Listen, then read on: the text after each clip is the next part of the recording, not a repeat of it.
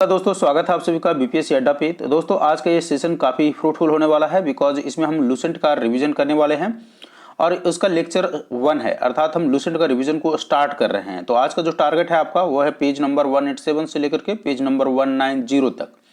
और ये जो टॉपिक है इसमें फिजिक्स का टॉपिक कवर किया जाएगा, जिसमें आपको मिलेगा मात्रक गति के साथ साथ आपको वर्क पावर एनर्जी अर्थात कार्य ऊर्जा शक्ति और उसके साथ ही ग्रेविटेशन अर्थात गुरुत्वाकर्षण वाले टॉपिक को कवर करेंगे। इसका मतलब कहने का मतलब यह है कि आज टोटल 4 चैप्टर को कवर करेंगे, एक लेक्चर में 4 चैप्टर को कवर करेंगे।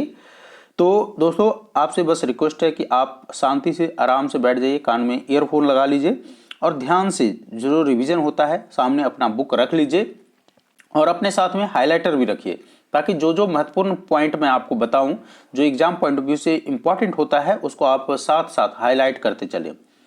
आई होप आप मैक्सिमम लोगों के बुक में हाईलाइट होगा, लेकिन अगर नहीं है तो आप साथ साथ हमारे साथ साथ लूसेंट को आप हाईलाइट करते चलें। कई लोग ऐसे भी होंगे जो पहली बार लूसेंट पढ़ रहे होंगे, तो इसमें कोई बात नहीं है। साइंस से शुरुआत करने के पीछे ये मकसद है क्योंकि बहुत सारे आजकल एग्जाम में ऐसा देखा गया है कि साइंस का क्वेश्चन जो है सबसे ज़्यादा पूछा जा रहा है। तो चलिए स्टार्ट करते हैं सेशन की शुरुआत हम चैप्टर नंबर 1 से करेंगे, जिसमें आपको डिफाइन किया है कि फिजिक्स क्या है, भौतिक विज्ञान है क्या, और उसके बाद मात्रक से हम चैप्टर की शुरुआत कर देते हैं। अगर हम भौतिक की बात करें अर्थात फिजिक्स की बात करें, जब भी आप चैप्टर पढ़ रहे हो तो सबसे पहले उसके बारे में आपको जानना आवश्यक है। भौतिकी जो प्राकृतिक विज्ञान की वह शाखा है जिसमें मैटर तथा एनर्जी और उसकी परस्पर क्रियाओं का अध्ययन होता है। अर्थात कहने का मतलब ये होता है कि फिजिक्स में कोई भी जो मैटर होता है उसको और उसकी एनर्जी के परस्पर रिलेशंस के अध्ययन होता है। भौतिकी जो होता है अर्थात फिजिक्स जो होता है प्राकृतिक जगत का मूल विज्ञान है, क्योंकि विज्ञान की अन्य शाखाओं का विकास भौतिकी के ज्ञान पर बहुत ही हद तक निर्भर करता है। अर्थात जितनी भी साइंस है फिजिक्स के इर्द गिर्द घूमते रहते हैं। तो ये एक नॉर्मल सा डिफिनेशन है फॉर फिजिक्स का, ठीक है। तो एनीवे आपको कॉम्पिटिटिव पॉइंट ऑफ व्यू से फिजिक्स का डिफिनेशन नहीं पूछने वाला है। आपको जो चैप्टर की स्टार्ट करते हैं हम वो है मात्रक से। तो चलिए आई होप आप लोग आराम से बैठ गए होंगे। अब हम चैप्टर की शुरुआत करते हैं, तो ध्यान से सुनिएगा। देखिए मात्रक होता क्या है, ध्यान से सुनिए। कोई भी चीज जिसको आप माप सकते हैं उसको मात्रक कह सकते हैं। एकदम सिंपल लैंग्वेज में किसी भी चीज को आप माप सकते हैं उसको आप क्या कहते हैं, मात्रक कहते हैं। अब मात्रक कहने का मतलब क्या है। सपोज दैट कोई बंदा को मैंने भेजा कि आप 1 केजी आलू ले आए, तो अगर बोलेगा 1 आलू, अगर केजी वहां से हटा दें तो समझ रहे हैं कि वहां पर क्या हो जाता है। अगर मैंने बोला 1 केजी कोई जाओ और सपोज दैट ऑरेंज ले आओ, तो ये जो केजी है वो क्या है, मात्रक है। आप निरूपित कर रहे हैं कि ये केजी है, 1 केजी है, हाफ केजी है, 2 केजी है, 5 केजी है। ये एक क्वांटिटी है।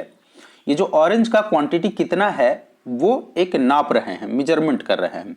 अगर इसको हटा दे तो आप सीधे देख सकते हैं 1 ऑरेंज बन सकता है ये।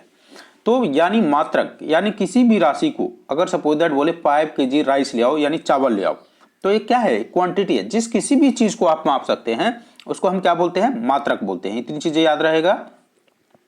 तो अगर कोई पूछता है कि मात्रक किसको कहते हैं यानी यूनिट किसको कहा जाता है, तो किसी राशि के मापन के निर्देशन मानक को जो यूनिट हम लगाते हैं किसी राशि के साथ उसको हम मात्रक बोलते हैं। अब मात्रक को जो फर्दर है वो 2 भागों में डिवाइड किया है, अर्थात यूनिट के 2 भागों में डिवाइड कर देते हैं। ये यूनिट अगर मान देते हैं तो यूनिट को 2 भागों में डिवाइड कर सकते हैं। आप यहां पर रुक जाइए। यहां पर आप यूनिट के 2 भागों में डिवाइड कर सकते हैं। एक होता है फंडामेंटल यूनिट और दूसरा होता है डेराइव्ड यूनिट, ठीक है। तो एक होता है फंडामेंटल यूनिट और दूसरा होता है डेराइव्ड यूनिट। अर्थात कहने का मतलब क्या होता है, एक होता है मूल मात्रक, फंडामेंटल यूनिट कहने का मतलब क्या हुआ, मूल मात्रक, और दूसरा है डेराइव्ड यूनिट यानी व्युत्पन्न मात्रक। अब हम ये भी थोड़ा सा समझेंगे कि फंडामेंटल यूनिट क्या होता है और डेराइव्ड यूनिट क्या होता है। जब तक आप इस चीज को नहीं समझेंगे आगे कुछ याद मगअप नहीं करना, समझना है, चीजों को समझना है, तभी आपको ज्यादा दिन तक याद रहेगा। तो जैसा कि हमने बताया कि फिजिकल क्वांटिटी क्या होता है कि anything which can be measured, कुछ भी चीजें जिसको आप मेजर कर सकते हैं, that is known as physical quantity, ठीक है। फिजिकल क्वांटिटी किसको बोलते हैं, anything which can be measured, यानी कुछ भी चीजें जिसको आप माप सकते हैं उसको फिजिकल क्वांटिटी कहते हैं। तो उसके साथ ही मात्रक को हम दो भागों में डिवाइड कर सकते हैं। मात्रक कौन कौन से दो भागों में डिवाइड हो सकता है? एक होता है मूल मात्रक जिसको फंडामेंटल यूनिट बोलते हैं, दूसरा होता है व्युत्पन्न मात्रक जिसको कि डेराइव्ड यूनिट बोलते हैं। अब फंडामेंटल यूनिट की अगर हम बात करें तो फंडामेंटल यूनिट टोटल 7 है, लेकिन उससे पहले आपको समझना है कि फंडामेंटल यूनिट कहते किसको हैं। तो फंडामेंटल, देखिए फंडामेंटल मतलब बेसिक, जिसको कि आप किसी भी चीज से नहीं पा सकते हैं, अर्थात उसको डेराइव नहीं किया जा सकता है from any other quantities. Any quantity या which can not be derived from any other quantity is known as the fundamental unit. ऐसा क्वांटिटी जिसको अन्य किसी क्वांटिटी से डेराइव नहीं कर सकते हैं उसको हम क्या बोलते हैं? फंडामेंटल यूनिट बोलते हैं। और उसके बाद हम आपको एग्जांपल दिखाएंगे कि कैसे इसको हम अन्य क्वांटिटी से डिराइव नहीं कर सकते हैं, लेकिन उससे पहले हम समझते हैं डेराइव्ड यूनिट। डेराइव्ड यूनिट अर्थात व्युत्पन्न मात्रक उसको कहते हैं जिसको कैलकुलेट करने के लिए आपको फंडामेंटल यूनिट की आवश्यकता पड़ेगी या सप्लीमेंट्री यूनिट की आवश्यकता पड़ेगी। समझ रहे हैं बात को? तो तीन तरह का आप एक तरीके से कर सकते हैं, एक फंडामेंटल यूनिट, एक डिराइव्ड यूनिट और एक सप्लीमेंट्री भी होता है जिसको हम बाद में देखेंगे। तो फंडामेंटल पहले हम पढ़ रहे हैं कि फंडामेंटल यूनिट और डिराइव्ड यूनिट, तो मूल मात्रक और व्युत्पन्न मात्रक। तो मूल मात्रक देखिए यहां पर समझिए, ज्यादा टाइम इसमें लैप्स नहीं करना है। फंडामेंटल यूनिट जो है, मूल मात्रक जो है कितने हैं? टोटल 7 है।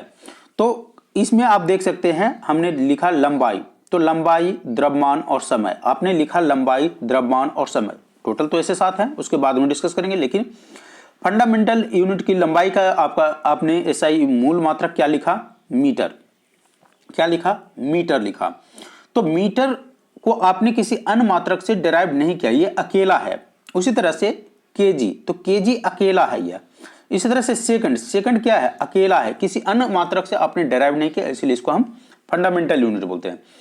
लेकिन अगर व्युत्पन्न मात्रक की अगर हम बात करें, व्युत्पन्न मात्रक, सपोज दैट आपने एक एग्जांपल के तौर पर लिया स्पीड, तो स्पीड कैसे पता चलेगा ये फंडामेंटल यूनिट है या डेराइव्ड यूनिट है, यानी व्युत्पन्न मात्रक है? इसको हम समझाने का प्रयत्न कर रहे हैं। तो स्पीड बराबर क्या होता है? Speed equal to distance upon time होता है। Speed equal to distance upon time, अर्थात दूरी बराबर क्या होता है? ये स्पीड बराबर क्या होता है? दूरी बटा समय। तो दूरी बटा समय, तो दूरी का जो मात्रक होता है, डिस्टेंस का जो मात्रक होता है वो क्या होता है? डिस्टेंस का मात्रक होता है मीटर, और समय का मात्रक क्या होता है? सेकंड। तो डिस्टेंस का हो गया मीटर और समय का हो गया सेकंड। तो आप यहां देखिएगा कि मीटर भी क्या है? एक फंडामेंटल यूनिट है, और सेकंड भी क्या है? एक फंडामेंटल यूनिट है। यानी अगर हमको डेराइव्ड यूनिट को पाना है तो दो फंडामेंटल यूनिट को आइदर कैलकुलेट और डिवाइड करके, यानी किसी न किसी तरह से फंडामेंटल यूनिट के यूज करके आपको डेराइव्ड यूनिट मिलेगा। तो इस तरीके से आप कह सकते हैं कि मीटर पर सेकंड आपको क्या हो जाएगा? ये यूनिट हो जाएगा स्पीड का, विच इज डेराइव्ड यूनिट, जो कि फंडामेंटल यूनिट से हमको मिला। बस इतना आपको समझाना था कि फंडामेंटल यूनिट किसको कहते हैं और डेराइव्ड यूनिट किसको कहते हैं। चलिए आगे बढ़ते हैं। तो इस तरीके से आपको बस याद रखना कि फंडामेंटल यूनिट जो होता है टोटल कितने होते हैं? 7 होते हैं। फंडामेंटल यूनिट कितना होता है? 7 होता है। ये याद रखिएगा, एग्जाम पॉइंट ऑफ व्यू से काफी इंपॉर्टेंट है। नंबर ऑफ फंडामेंटल यूनिट 7 होते हैं। वो कौन कौन होते हैं इसको याद रखिए? लंबाई, द्रव्यमान, समय, ताप, विद्युत धारा, ज्योति तीव्रता और पदार्थ का परिमाण। अब इसके साथ साथ इसके मात्रक, मूल मात्रक जो है एसआई मात्रक, उसको भी याद रखना है कि लंबाई को हम मीटर, इसका मूल मात्रक होता है मीटर, द्रव्यमान का होता है केजी, समय का होता है सेकंड, ताप का होता है केल्विन, विद्युत धारा का होता है एम्पियर, ज्योति तीव्रता का होता है कैंडेला, और पदार्थ का परिमाण का होता है मोल। और इसको हम संकेतक के रूप में अगर हम बात करें तो मीटर को स्मॉल m से डिनोट करते हैं, वहीं केजी को स्मॉल केजी जो के और जी से डिनोट करते हैं, सेकंड को स्मॉल s से डिनोट करते हैं। गलती इस तरीके से मत लिख दीजिएगा सेकंड, ये फिजिक्स में गलत है। इस तरीके से जो हैबिट बन गया आदमी को लिखने का सेकंड, ये गलत है। इस तरीके से फिजिक्स में नहीं लिखाता है सेकंड। सेकंड का सीधा है स्मॉल s, ठीक है। उसी तरह से केल्विन, अब केल्विन क्या है? ये जो कैपिटल लेटर वाला के है वो है। और विद्युत धारा में एम्पियर, एम्पियर विद्युत धारा को एम्पियर है, तो एम्पियर में भी कैपिटल लेटर वाला ए है। और कैंडेला, कैंडेला में क्या है? सीडी, ठीक है, स्मॉल सी और डी, और मोल में क्या है MOL। तो इस तरीके से इसको निरूपित करते हैं, तो इसको ध्यान रखना है। एक बार फिर से मैं बोल देता हूं, लंबाई का मीटर, द्रव्यमान का किलोग्राम, आप मेरे साथ बोलिए, लंबाई का मीटर, द्रव्यमान का किलोग्राम, समय का सेकंड, ताप का केल्विन, विद्युत धारा का एम्पियर, ज्योति तीव्रता का कैंडेला और पदार्थ का परिमाण का मोल होता है। आई होप यहां तक आपको क्लियर होगा।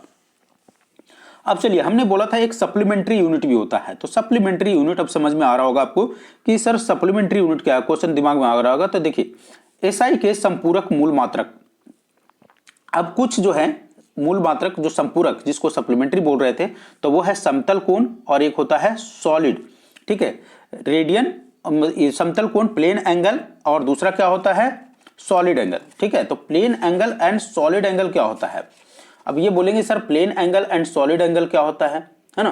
तो प्लेन एंगल और सॉलिड एंगल सिंपल सी है, एक आप नॉर्मल सा आपने एंगल निरूपित करते हैं, इस तरह से आपने यहाँ पर सेंटर है, यहाँ से आपने सेंटर दिया, यहाँ पॉइंट A है, यहाँ से आप एक लाइन खींच दीजिए, तो ये क्या हो गया पॉइंट B हो गया, ये रेडियस होता है, और इसके बीच में जो एंगल बनता है इसको हम क्या बोलते हैं, थीटा बोलते हैं। तो ये एक होता है प्लेन एंगल, ठीक है, बस इतनी चीजें याद रखिए। तो जो सप्लीमेंट्री होता है दो होता है, प्लेन एंगल और सॉलिड एंगल, ठीक है। तो समतल कोण और घन कोण जो होता है, और इसका मात्रक जो होता है वो रेडियन होता है और अस्टेरेडियन होता है। क्या होता है, रेडियन होता है और अस्टेरेडियन होता है।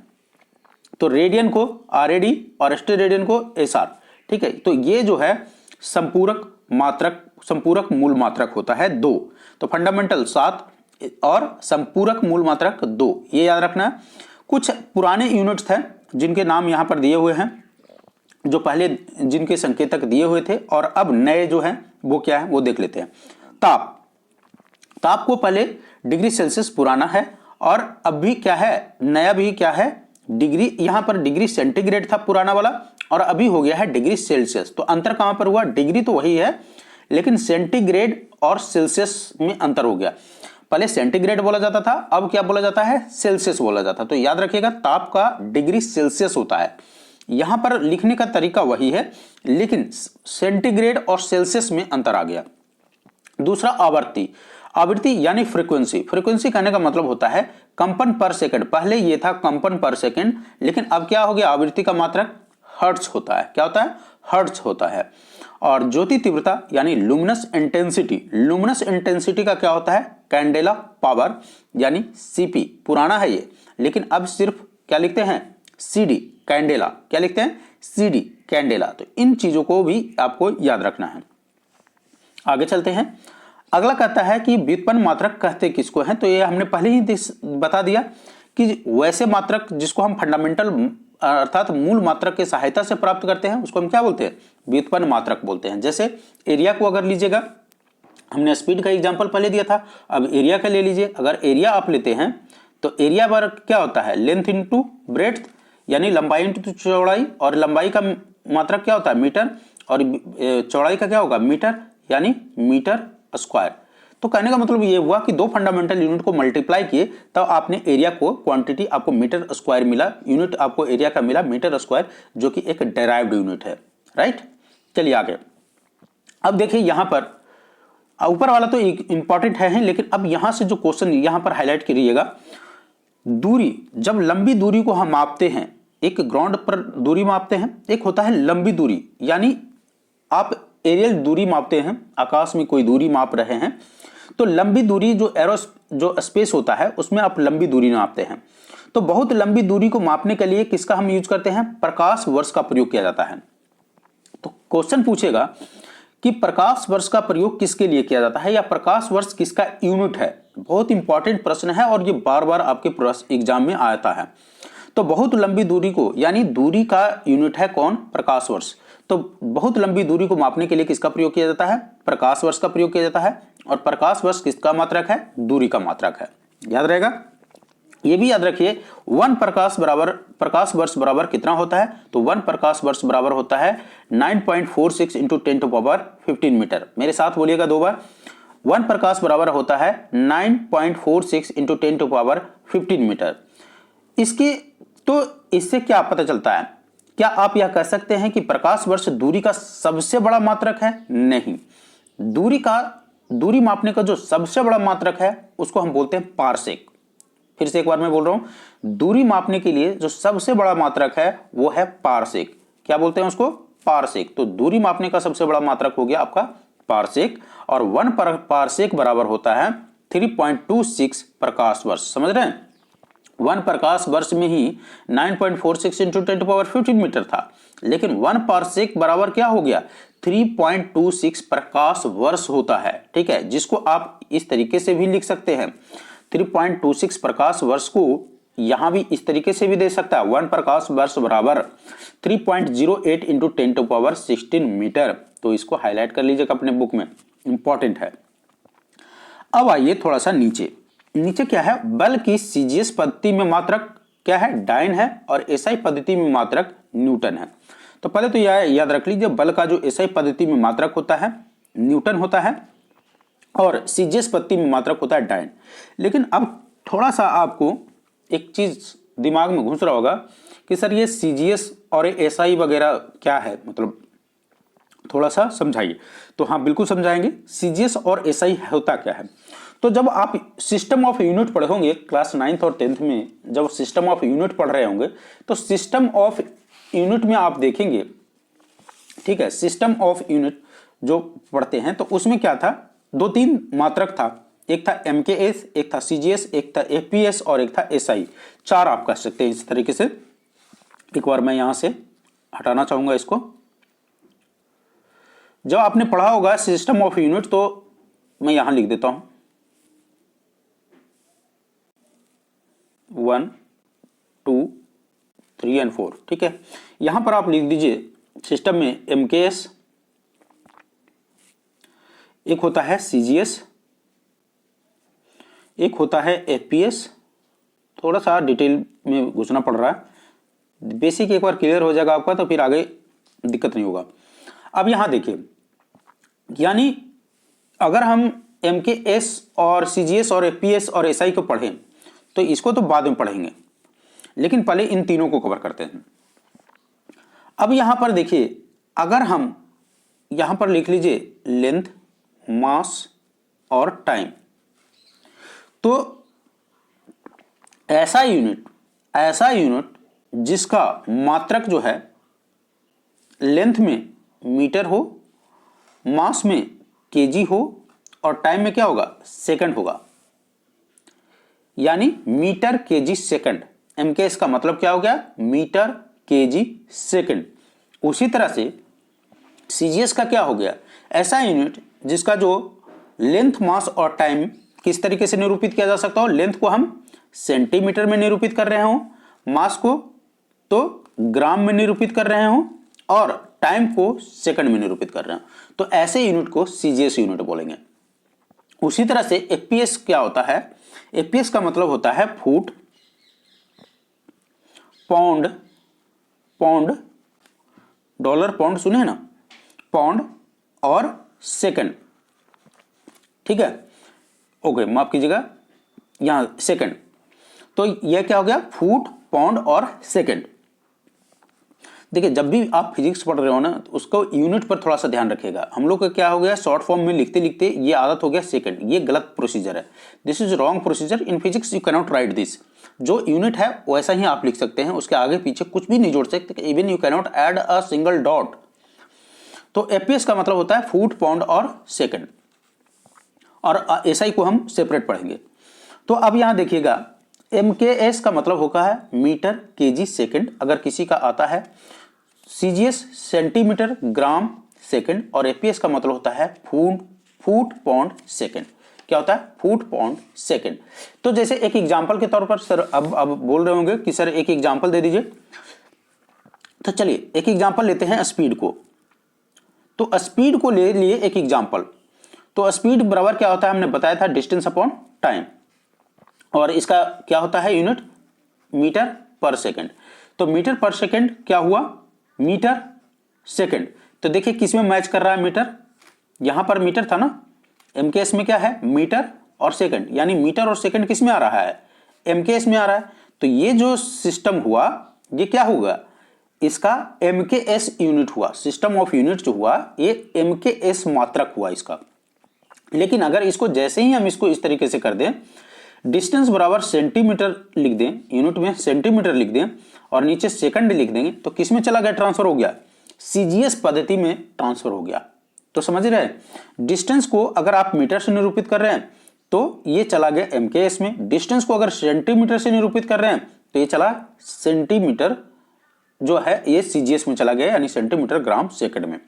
और ये वाला जो है FPS फुट पाउंड सेकंड, ये तो एकदम चलता ही नहीं है अभी, ये बहुत पहले चलता था, अब ये खत्म हो गया। अब आइए बात करते हैं SI को। तो SI क्या होता है? SI का मतलब होता है कि इतना लोचा होने के बाद एक बनाया गया भाई प्रिंसिपल कि इतना लोचा नहीं चलेगा, है ना। ये इस तरह से कौन याद रखेगा, MKS CGS फुट पाउंड, है ना, सेकंड, इतना नहीं याद रखे। तो एक सिस्टम जो है SI बनाया जाए, अर्थात सिस्टम इंटरनेशनल बनाया जाए, या दूसरे भाषा में कह सकते हैं इंटरनेशनल सिस्टम ऑफ यूनिट बनाया जाए। तो SI का मतलब होता है इंटरनेशनल सिस्टम ऑफ यूनिट, यानी दूसरे शब्दों में सिस्टम इंटरनेशनल। इसको ऐसे तो बोलते हैं, स्टैंडर्ड यूनिट कभी नहीं होता है, इसका होता है इंटरनेशनल सिस्टम ऑफ यूनिट होता है, ठीक है। तो एक बनाया जाए ताकि हर जगह एक जो मात्रक है, जो चीजें हैं उसका मात्रक हर जगह एक ही हो, यानी 1 kg आलू आप यहां लीजिए या 1 kg आलू अगर आप विदेश में भी लीजिए तो वही रहेगा, सेम रहेगा, कोई अलग नहीं रहेगा, उसमें कोई वैरायटी वेरिएशन नहीं होगा। वो इसको हम बोलते हैं सिस्टम ऑफ इंटरनेशनल, अर्थात इंटरनेशनल सिस्टम ऑफ यूनिट, यानी SI सिस्टम, यानी इंटरनेशनली अप्रूव्ड है, एक ही यूनिट रहेगा, कोई चेंजेस नहीं होगा बस। तो अभी आपने यहां देखा कि बल का SI पद्धति में मात्रक होता है न्यूटन और CGS पद्धति में मात्रक होता है बल का डाइन। और यह भी याद रखना है कि 1 न्यूटन इक्वल टू क्या होता है, 10⁵ डाइन होता है। क्या होता है, 1 न्यूटन, बहुत इंपॉर्टेंट है। तो बल का SI पद्धति पूछेगा, बल का SI पद्धति में मात्रक क्या है, तो न्यूटन है, और बल का CGS पद्धति में मात्रक क्या है, तो डाइन है, और 1 न्यूटन बराबर होता है 10⁵ डाइन, याद रहेगा। चलिए उसी प्रकार से कार्य का SI में मात्रक होता है जूल, और वहीं CGS पद्धति में मात्रक होता है अर्ग, और 1 जूल बराबर होता है 10⁷ अर्ग। क्या होता है, 1 जूल बराबर 10⁷ अर्ग। आगे बढ़ते हैं, याद रखिएगा, ये जितनी भी हाईलाइटेड है उसको याद रखिएगा। अभी क्या है यहां पर, यहां है 10 की विभिन्न घातों के प्रतीक, अर्थात symbol of various power of 10। तो भौतिक में बहुत छोटी और बड़ी राशियां हैं, तो उसको हम देख लेते हैं कौन कौन से छोटी राशियां और बड़ी राशियां आपको याद रखना। तो यहां देखिए कुछ मात्रक जो दिए हुए हैं, यहां जो कुछ मात्रक दिए हैं उसमें कुछ इंपॉर्टेंट है, उसको मैं आपको हाईलाइट करूंगा। देखिए आपके जो एग्जाम पॉइंट ऑफ व्यू से और आपके life, day to day life से, वैसे अगर पूरा का याद कर लिए तो बहुत बढ़िया, अगर पूरा का याद नहीं कर पाए तो क्या कर सकते हैं, सर हमसे तो पूरा याद नहीं हो पाएगा, कुछ शॉर्ट बता दीजिए जिसको याद करके अपना रिजल्ट हो सके। ठीक है, कोई दिक्कत नहीं है। अभी आपको क्या याद रखना है, यहां देखिएगा इस वाले में जो 10 का घात है और प्रीफिक्स, इसको हम 10 का घात बोल रहे हैं, और ये प्रीफिक्स है, क्या बोलते हैं उसको, और ये सिंबल है उसका, ठीक है। उसी तरह से ये है इधर। तो अब यहां पर देखिएगा आपको क्या याद रखना है, एक तो रखना है किलो, क्या याद रखना है, किलो। दूसरा याद रखना है मेगा। तीसरा याद रखना है गीगा। क्या याद रखना है, गीगा। और एक हमारे तरफ से याद रख लीजिए टेरा। तो किलो का मतलब 10⁻³ मेगा का मतलब होता है 10⁻⁶, गीगा का मतलब होता है 10⁻⁹, और टेरा का मतलब होता है 10⁻12। अब ऐसा मैंने क्यों बोला कि इसको याद रख लीजिए, किलो तो आप हमेशा जानते हैं, ठीक है। तो 10⁻³ मतलब किलो, ओके। मेगा और गीगा, आप जब भी नेट का स्पीड वगैरह देखते होंगे तो दिमाग में आता होगा मेगा, गीगा, टेरा, टेराबाइट, मेगाबाइट, गीगाबाइट, है ना, पढ़े होंगे ना, मेगाबाइट, गीगाबाइट, टेराबाइट, आप पढ़ते होंगे इंटरनेट के स्पीड में। तो आप इसको, इस यूनिट को याद रखिएगा मिनिमम, बाकी अगर पूरा याद कर लीजिए तो कोई दिक्कत नहीं है। हेक्सा का मतलब होता है 10⁻18, पेटा का मतलब होता है 10⁻15, टेरा का मतलब होता है 10⁻12, डेका से स्टार्ट होता है, डेका से स्टार्ट करते हैं। डेका का मतलब 10⁻1, हेक्टो का मतलब होता है 10⁻2, किलो का मतलब 10⁻3, मेगा का मतलब 10⁻6, गीगा का मतलब 10⁻9, टेरा का मतलब 10⁻12, पेटा का मतलब 10⁻15, और एक्सा का मतलब होता है 10⁻18। लेकिन जो मोस्ट इंपॉर्टेंट है, kilo 10⁻3, mega 10 to power 6, giga 10 to power 9 और टेरा 10 टू पावर 12। और इसको इस तरीके से निरूपित भी किया जाता है, किलो को स्मॉल के से, मेगा को कैपिटल एम से, गीगा को कैपिटल जी से और टेरा को कैपिटल टी से। इतनी चीजें आपको याद रखना है। इसके अलावे इधर आ जाइए, अब यहां पर आपको जो याद रखना है, यहां तक तो आपको पक्का याद रखना है, यहां तक। वैसे फिर से एक बार मैं बोलूंगा, पूरा याद कर लिया तो बहुत अच्छा, अगर नहीं याद हुआ तो इतनी चीजें याद रख लीजिएगा। डेसी का मतलब होता है 10 टू पावर -1। क्या होता है? 10 टू पावर -1 यानी डेसी। सेंटी का मतलब 10 टू पावर -2। मिली का मतलब होता है 10 टू पावर -3। ठीक है, अब 10 टू पावर -3 कितना, ये भी बोल देंगे 10 टू पावर -3 का मतलब नहीं समझ में आ रहा है, यानी 1/10 आप लिखिएगा, ठीक है, या 1/100 लिखिए या 1/1000 लिखिए, इसको ऊपर ले जाइएगा तो क्या हो जाएगा, 10 टू पावर -1 चला जाएगा। ठीक है, तो ये आपको याद रखना है मिनिमम चीजें जिसको आपको एग्जाम में काम आएगा।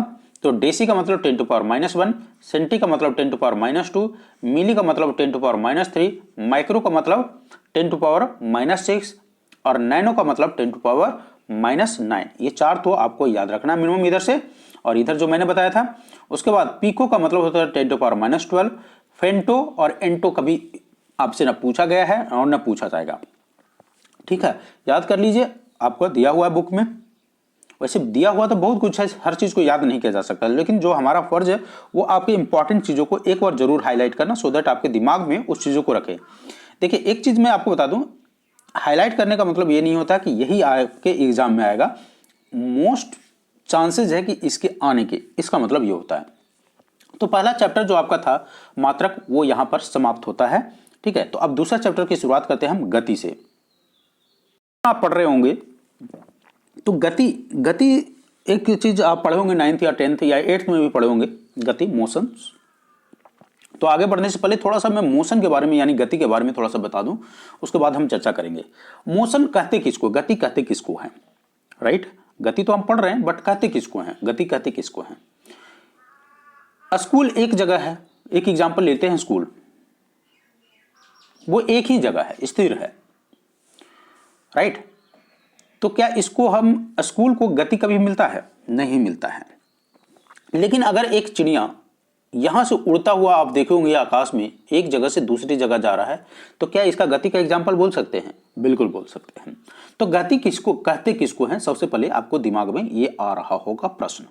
तो गति कहने का मतलब होता है किसी भी चीजों का पोजीशन विद रिस्पेक्ट टू, अगर किसी चीज के रेफरेंस से किसी भी चीजों का पोजीशन चेंज होता है समय के साथ, उसको हम गति बोलते हैं। सिंपल भाषा में, किसी भी चीजों का पोजीशन किसी भी चीज के रेफरेंस से, रेफरेंस करने का मतलब जो एक मार्किंग होता है, मान लेते हैं, यहां पर एक एग्जांपल दे देता हूं मैं आपको।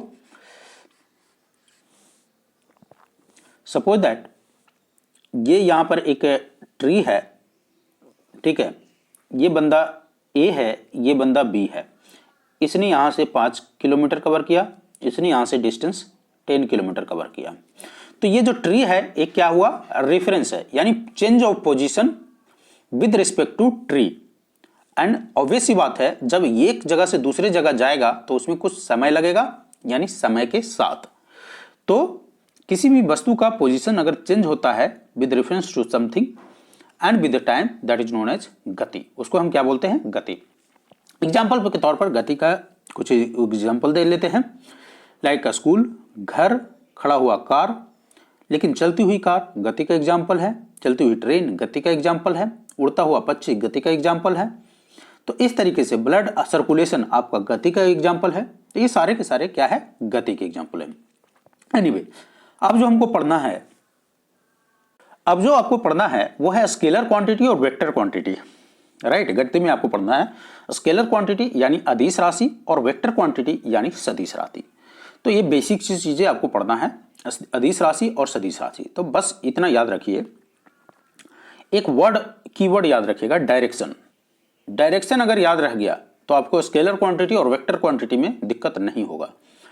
एकदम डिटेल वाला डिफिनीशन इसको नहीं पढ़ेंगे, बेसिक वाला जो लेमन वाला आपको जरूरत है, रेलवे, एसएससी, बीपीएससी, ये सब में जो जिस चीज की जरूरत है उतना ही पढ़िए, ज्यादा डिटेल में नहीं पढ़िए। तो हाँ, लेकिन फंडामेंटल क्लियर करने के लिए जहां मुझे लगेगा कि आपको यहां समझाना चाहिए मुझे, वहां जरूर समझाऊंगा, ठीक है, चाहे आपको अच्छा लगे या ना लगे। क्योंकि मुझे मालूम है कि बहुत सारे ऐसे बच्चे होंगे जो देख रहे होंगे जिनको एकदम बेसिक भी मालूम नहीं होगा फिजिक्स का, क्योंकि वो कभी इंटरेस्ट नहीं लिए होंगे। तो और आप में से ऐसे भी बहुत बच्चे होंगे जो फिजिक्स के मतलब वो साइंस बैकग्राउंड से ही बिलोंग करते होंगे, तो उनके लिए तो ये सब कुछ है नहीं। स्केलर क्वांटिटी ये खास करके ह्यूमैनिटीज वालों के साथ होता है, ठीक है। जब हम भी ह्यूमैनिटीज में थे तो हमें भी इस साइंस प्रॉब्लम में फील्ड में लोगों से ये फीडबैक मिलती थी कि साइंस जो है ना एकदम हमारे वश की बात नहीं है। तो स्केलर क्वांटिटी की अगर हम बात करें तो स्केलर क्वांटिटी में क्या होता है, अदिश राशि में क्या होता है, वैसी भौतिक राशि जिसमें केवल परिमाण होते हैं यानी मैग्नीट्यूड होते हैं, डायरेक्शन नहीं होता है, उसको हम अदिश राशि बोलते हैं। तो परिमाण तो होता है लेकिन दिशा नहीं होता है, तो उसको हम क्या बोलेंगे, अदिश राशि बोलेंगे। अब अदिश राशि के एग्जाम्पल क्या है, द्रव्यमान, चाल, आयतन, कार्य, समय, ऊर्जा। या फिर से बोल देता हूं, द्रव्यमान, चाल, आयतन, कार्य, समय, ऊर्जा, ये सारे के सारे किसके एग्जाम्पल हैं, अदिश राशि के। तो वैसे भौतिक राशि जिसमें केवल परिमाण होते हैं, मैग्नीट्यूड होते हैं, लेकिन दिशा नहीं होता है, डायरेक्शन नहीं होता है, उसको हम बोलते हैं स्केलर क्वांटिटी, अदिश राशि। विद्युत धारा में देखिए, अब ये यहां पर कहने का मतलब ये है कि विद्युत धारा, टेम्परेचर और दाब भी अदिश राशियां हैं। क्या है, विद्युत धारा, टेम्परेचर और दाब, ये भी क्या है, अदिश राशियां हैं। तो लॉ ऑफ वेक्टर जो है वो अलग इशू है, उतना डिटेल में हमको पढ़ने का मतलब नहीं है। अब बस ये याद रखिए, द्रव्यमान, चाल, आयतन, कार्य, समय, ऊर्जा, करंट, टेम्परेचर, प्रेशर, ये सब क्या है, अदिश राशियां हैं। बिकॉज इसमें कोई डायरेक्शन नहीं होता। करंट में एक अपवाद के तौर पर डायरेक्शन है, लेकिन वो अपवाद नहीं है। आगे जब डिटेल में एकदम पढ़ेंगे इसको तब आपको पता चलेगा कि why current is scalar quantity. सदिश राशि, वेक्टर क्वांटिटी, तो वैसी भौतिक राशि जिसमें मैग्नीट्यूड अर्थात परिमाण के साथ साथ दिशा भी होते हैं। यहां से ये वाला पॉइंट को हाईलाइट कर लीजिए, परिमाण के साथ साथ दिशा। तो हमने बोला था इसीलिए एक कीवर्ड दिशा याद रख लीजिए, यानी डायरेक्शन याद रख लीजिए। वेक्टर सदिश राशि में दिशा भी होगा, परिमाण भी होगा। अदिश राशि में परिमाण होगा लेकिन दिशा नहीं होगा। और ये वाला देखिए, योग के निश्चित नियमों के अनुसार जोड़ा जाता है। तो योग के निश्चित नियम अभी हम नहीं पढ़ने वाले हैं, और उन्हें क्या बोलते हैं, सदिश राशि बोलते हैं। तो सदिश राशि के एग्जाम्पल क्या है, वेग, विस्थापन, बल, त्वरण आदि किसके एग्जाम्पल हैं, सदिश के। वेग, विस्थापन, बल, त्वरण आदि सदिश के एग्जाम्पल हैं। चलिए आइए दूरी का डेफिनेशन देख लेते हैं। दूरी, किसी दिए गए समंतराल में वस्तु के द्वारा तय किए गए मार्ग की लंबाई को क्या बोलते हैं, दूरी कहते हैं। मान लेते हैं एक यहां पर कार है, देखिए मैं बना नहीं रहा हूं एग्जैक्टली कार, बस आप समझ लीजिएगा। एक यहां पर एक कार है खड़ा हुआ, और इसको एक दूरी तय करना है, पॉइंट ए, बी, सी, ठीक है। मान लेते हैं 4 किलोमीटर, 5 किलोमीटर, 6 किलोमीटर। तो दूरी बराबर क्या हो जाएगा, यानी ए बिंदु से जाकर के फिर ए बिंदु तक वापस आने वाले चीजों को हम क्या बोलेंगे, ये जितना कवर किया है इसको हम दूरी बोलते हैं। यानी किसी भी दिए गए समय के में जो समय अंतराल है उसमें वस्तु के द्वारा जितना भी मार्ग की लंबाई तय किया गया है उसको हम दूरी बोलते हैं। और दूरी क्या है, एक अदिश राशि है। दूरी क्या है, एक अदिश राशि है। अच्छा एक चीज मैं और बता दूं कि जैसे लिखा रहेगा वेलोसिटी और उसके ऊपर इस तरीके से लिखा रहता है, तो इसका मतलब क्या होता है, इसका मतलब velocity is a vector quantity. जैसे डिस्प्लेसमेंट लिखा रहेगा, डिस्प्लेसमेंट को एस से डिनोट करते हैं, और उसके ऊपर लिखा रहेगा इस तरह से, तो इसका मतलब होता है ये एक वेक्टर क्वांटिटी है। फोर्स लिखा रहेगा, फोर्स, और इस तरह से, यानी इसका मतलब होता है एक वेक्टर क्वांटिटी सदिश राशि है। क्या है, सदिश राशि है। वेलोसिटी क्या है, सदिश राशि है। विस्थापन क्या है, सदिश राशि है। एक्सेलरेशन क्या है, सदिश राशि है। बस। तो हम बात कर रहे थे दूरी की। तो दूरी आपने देखा कि ए बिंदु से लेकर के आपने जो फाइनल गंतव्य स्थान है वहां तक पहुंचने में किसी चीज को जो समय अंतराल में जितना लंबाई मार्ग तय किया उसको हम क्या बोलते हैं, दूरी तय करते हैं। यानी यहां से लेकर के यहां, यहां से लेकर यहां जितना भी दूरी हो गया, तो ये एक जितना भी डिस्टेंस कवर किया, 4 किलोमीटर, 5 किलोमीटर, 7 किलोमीटर, तो यानी 7, 5, 12, 4, 16, ये 16 किलोमीटर का डिस्टेंस कवर किया गया है एक कार के द्वारा, इसको हम दूरी बोलते हैं। विस्थापन, अब विस्थापन और दूरी दोनों अलग अलग है, विस्थापन और दूरी क्या है, अलग अलग है। एक निश्चित दिशा में दो बिंदुओं के बीच की लंबवत न्यूनतम दूरी, यहां देखिएगा न्यूनतम दूरी, ठीक है, लंबवत न्यूनतम दूरी को विस्थापन कहते हैं।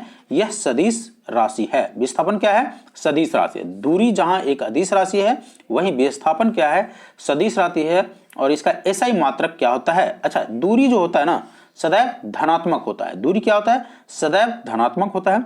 और विस्थापन का एसआई मात्रक होता है मीटर। विस्थापन का एसआई मात्रक क्या है, मीटर। याद रखिएगा, विस्थापन का एसआई मात्रक है मीटर। तो एक बार फिर से बोल देता हूं, एक निश्चित दिशा में दो बिंदुओं के बीच की लंबवत न्यूनतम दूरी को विस्थापन कहते हैं। मान लेते हैं फिर से सेम एग्जांपल, यहां से ए बी और यहां सी। तो ये जो इसका जो डिस्टेंस आप निकालेंगे, ये जो शॉर्टेस्ट, ये तो हो गया मान लेते हैं 4 किलोमीटर 5 किलोमीटर, ठीक है। तो ये तो 5 4 9 किलोमीटर डिस्टेंस हो गया इसका, ठीक है। लेकिन इसका जो शॉर्टेस्ट डिस्टेंस ए से सी तक पहुंचने में, ए सी जब निकालेंगे पाइथागोरस थ्योरम से, जब ए सी जब निकलेगा तो वो इसका क्या हो जाएगा, डिस्प्लेसमेंट हो जाएगा। याद रहेगा, चलिए। और डिस्प्लेसमेंट का एग्जांपल क्या है, ये यूनिट क्या है, ऐसा यूनिट इंटरनेशनल यूनिट है इसका मीटर। आगे हम बात करते हैं कि विस्थापन जो है धनात्मक, ऋणात्मक और शून्य कुछ भी हो सकता है। जहां हमने देखा कि दूरी ऑलवेज धनात्मक होता है, वहीं विस्थापन क्या है, धनात्मक भी हो सकता है, ऋणात्मक भी हो सकता है और शून्य भी हो सकता है। क्या हो सकता है, धनात्मक भी हो सकता है, ऋणात्मक भी हो सकता है और शून्य भी हो सकता है। अगला है चाल।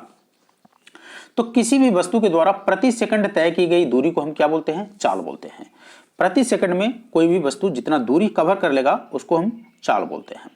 तो चाल बराबर होता है दूरी बटा समय। याद रखिएगा इस फॉर्मूला को, चाल बराबर होता है दूरी बटा समय, यानी जितने समय में जितना दूरी तय किया गया उसको हम चाल कहते हैं। एक डिस्टेंस है, सपोज दैट 5 किलोमीटर का डिस्टेंस है। अगर इसको मान लेते हैं, इस 5 किलोमीटर का डिस्टेंस को कवर करने में लग गया 5 सेकंड, तो ये इसका स्पीड हो जाता है। इसको आप किलोमीटर में कन्वर्ट कर सकते हैं, ठीक है। और चाल भी क्या है, अदिश राशि है। तो दूरी अदिश राशि है, विस्थापन सदिश राशि है, दूरी और फिर अगेन चाल, चाल क्या है, अदिश राशि है। और चाल का ऐसा मात्रक क्या होता है, metre per second. Metre per second हमने पहले ही ड्राइव किया था। दूरी यानी मीटर और समय मतलब सेकंड, तो मीटर पर सेकंड, ठीक है। तो दूरी का चाल का, ठीक है, चाल का जो एसआई मात्रक होता है वो क्या होता है, मीटर पर सेकंड। और दूरी निकालना है तो दूरी भी निकाल सकते हैं इससे। दूरी निकालने के लिए क्या करना पड़ेगा, आपको चाल में मल्टीप्लाई करना पड़ेगा किसको, समय को, तो ये आपका दूरी निकल जाएगा। और समय निकालने के लिए किसको करना पड़ेगा, चाल और इसको। तो चलिए अब आप बात करते हैं वेग यानी वेलोसिटी। वेलोसिटी में क्या अंतर है, स्पीड। अब एक हम बात कर रहे थे पहले स्पीड की, अब बात आ गया वेलोसिटी की। तो आपने पढ़ा था कि वेलोसिटी एक क्या है, वेक्टर क्वांटिटी है यानी सदिश राशि है। जहां चाल चाल अदिश राशि है, वहीं वेलोसिटी क्या है, सदिश राशि है। तो किसी वस्तु के विस्थापन की दर को, किसी वस्तु के विस्थापन की दर को या एक निश्चित दिशा में प्रति सेकंड वस्तु के द्वारा तय की गई दूरी को वेग कहते हैं। और वेग क्या है, एक सदिश राशि है और इसका ऐसा मात्रक मीटर पर सेकंड होता है। तो चाल का भी मात्रक मीटर पर सेकंड होता है और वेग का भी मात्रक मीटर पर सेकंड होता है। याद रखिएगा, चाल का भी मात्रक मीटर पर सेकंड, वेग का भी मात्रक मीटर पर सेकंड, लेकिन चाल अदिश राशि है और वेलोसिटी सदिश राशि है। याद रहेगा। अब आइए त्वरण की बात करते हैं, एक्सेलरेशन की बात करते हैं। एक्सेलरेशन कहने का मतलब क्या है, त्वरण किसी वस्तु के वेग में परिवर्तन, किसी भी वस्तु के वेलोसिटी में परिवर्तन के दर को त्वरण कहते हैं। किसी भी वस्तु के वेग में परिवर्तन की दर को क्या बोलते हैं, त्वरण कहते हैं। यह एक सदिश राशि है और इसका ऐसा मात्रा क्या है, मीटर सेकंड स्क्वायर। क्या है, मीटर सेकंड स्क्वायर।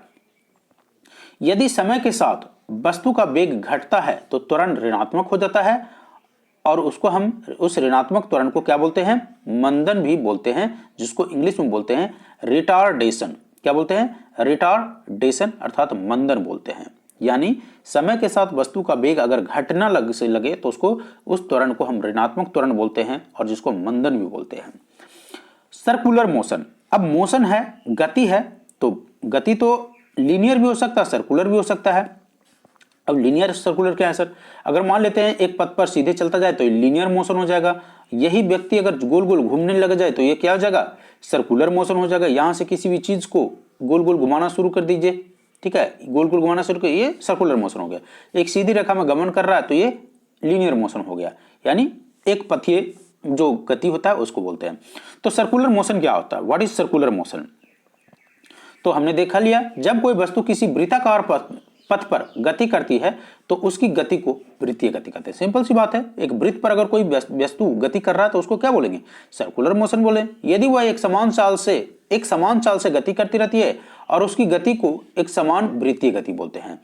तो एक तो कोई भी वस्तु एक सर्कुलर पथ पर गति कर रहा है तो सबसे पहले इसको सर्कुलर मोशन बोलेंगे, लेकिन सेम स्पीड से एक गति करता रहे तो उसको एक समान गति, एक समान वृत्तीय। अब यहां देखिएगा, वृत्तीय गति का जो होता है, वृत्तीय गति क्या होता है, एक त्वरित गति होता है, त्वरित गति होता है। वृत्तीय गति एक त्वरित गति होता है क्योंकि वेग की दिशा प्रत्येक बिंदु पर बदल जाती है। अब एक होता है angular velocity. What is angular velocity? Angular velocity कहने का मतलब होता है वृत्ताकार मार्ग पर गतिशील कण को वृत्त के केंद्र से मिलाने वाली रेखा एक सेकंड में जितनी कोण से घूम जाती है उसको हम एंगुलर कोणीय वेग बोलते हैं, यानी एंगुलर वेलोसिटी बोलते हैं। फिर से बोल देता हूं, वृत्ताकार मार्ग पर गतिशील कण को वृत्त के केंद्र से मिलाने वाली रेखा एक सेकंड में जितना कोण से घूम जाती है उसको हम उस कण का कोणीय वेग बोलते हैं। एग्जाम्पल के तौर पर यहां पर आप देख सकते हैं, बस सिंपल सा एक ध्यान दीजिएगा, ये सेंटर है, ये पॉइंट ए है, पॉइंट बी है, हमने प्लेन एंगल में देखा था, ये थीटा है। तो इसी को हम क्या बोलते हैं, यहां से यहां डिस्टेंस कवर करने के लिए जो समय लेगा एक सेकंड, तो उसी को बोलते हैं एंगुलर वेलोसिटी। और एंगुलर वेलोसिटी को डिनोट किया जाता है ओमेगा से। ओमेगा लिखने का मतलब होता है इस तरीके से, ठीक है, ओमेगा को इस तरीके से प्रकट किया जाता है। तो ओमेगा इक्वल टू होता है थीटा बाई क्या हो जाएगा, टाइम। ओमेगा यानी एंगुलर वेलोसिटी का अगर आप निकालिएगा तो थीटा बाई टाइम हो जाएगा। क्या हो जाएगा, थीटा बाई टाइम हो जाएगा, याद रहेगा। ये देखिए थीटा और कितना समय के साथ लगता है, यानी एक सेकंड है, तो थीटा बाई टाइम हो गया इसका एंगुलर वेलोसिटी का फॉर्मूला। रेखीय चाल एंगुलर वेलोसिटी, कोणीय चाल इंटू त्रिज्या, ठीक है। उसको फर्दर आप ये कीजिएगा तो यहां पर देख लीजिए, रेखीय चाल बराबर क्या हो गया, कोणीय चाल इंटू त्रिज्या ए आर, ठीक है। तो चलिए अब हम देखते हैं न्यूटन के गति का नियम, न्यूटन्स लॉ ऑफ मोशन। बहुत ही इंपॉर्टेंट कंसेप्ट है और बार बार यहां से प्रश्न उठाया जाता है एग्जाम में। तो न्यूटन के गति के जो नियम है, सबसे पहले बेसिक चीजें कि भौतिक के पिता किसको बोला जाता है, न्यूटन को बोला जाता है। और उन्होंने अपना एक पुस्तक लिखा था 1687 में जिसको बोला जाता है प्रिंसिपिया। तो पुस्तक पूछा जाएगा, पुस्तक प्रिंसिपिया किसके द्वारा लिखा गया, तो न्यूटन के द्वारा। कब लिखा गया था, तो प्रिंसिपिया के द्वारा। यह भी पूछा जाएगा कि न्यूटन ने गति के नियम को सबसे पहले किस बुक में पब्लिश किया था, तो प्रिंसिपिया में किया था। न्यूटन के गति के पहला नियम की बात करें तो फर्स्ट लॉ ऑफ मोशन की बात करें तो बहुत सा सिंपल सा परिभाषा है। क्या है कि कोई भी वस्तु अगर विराम अवस्था में है तो वह विराम अवस्था में ही रहेगी, या यदि कोई वस्तु एक समान चाल से सीधी रेखा में यानी लीनियर पथ पर गति कर रहा होगा, एक समान चाल से सीधी रेखा में चल रही होगी, तो वैसे ही चलती रहेगी जब तक कि उस पर कोई बाहरी फोर्स न लगाकर उसके वर्तमान अवस्था को चेंज कर दे। तो न्यूटन के जो गति है, कहने का मतलब यह है कि अगर कोई वस्तु विराम अवस्था में है तो वह विराम अवस्था में ही रहेगा, या एक समान चाल से चल रहा है तो वह एक समान चाल से ही चलते रहेगा।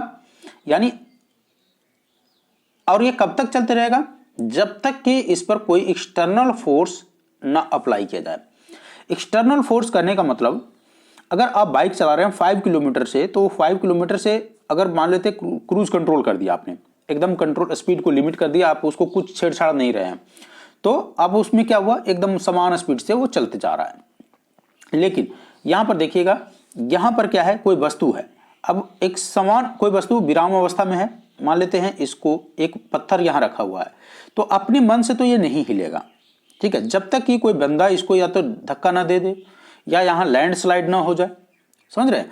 तो जब तक कि उस पर कोई एक्सटर्नल फोर्सेज ना अप्लाई हो जाए तब तक वो विराम अवस्था में है तो विराम अवस्था में ही रहेगा, गति में है तो गति में ही रहेगा। ये किसका प्रिंसिपल है, न्यूटन का फर्स्ट लॉ में। यानी जब तक कि कोई बाह्य बल किसी भी वस्तु पर नहीं अप्लाई हो जाता है वो अपना गति में वर्तमान अवस्था में चेंजेस नहीं करेगा।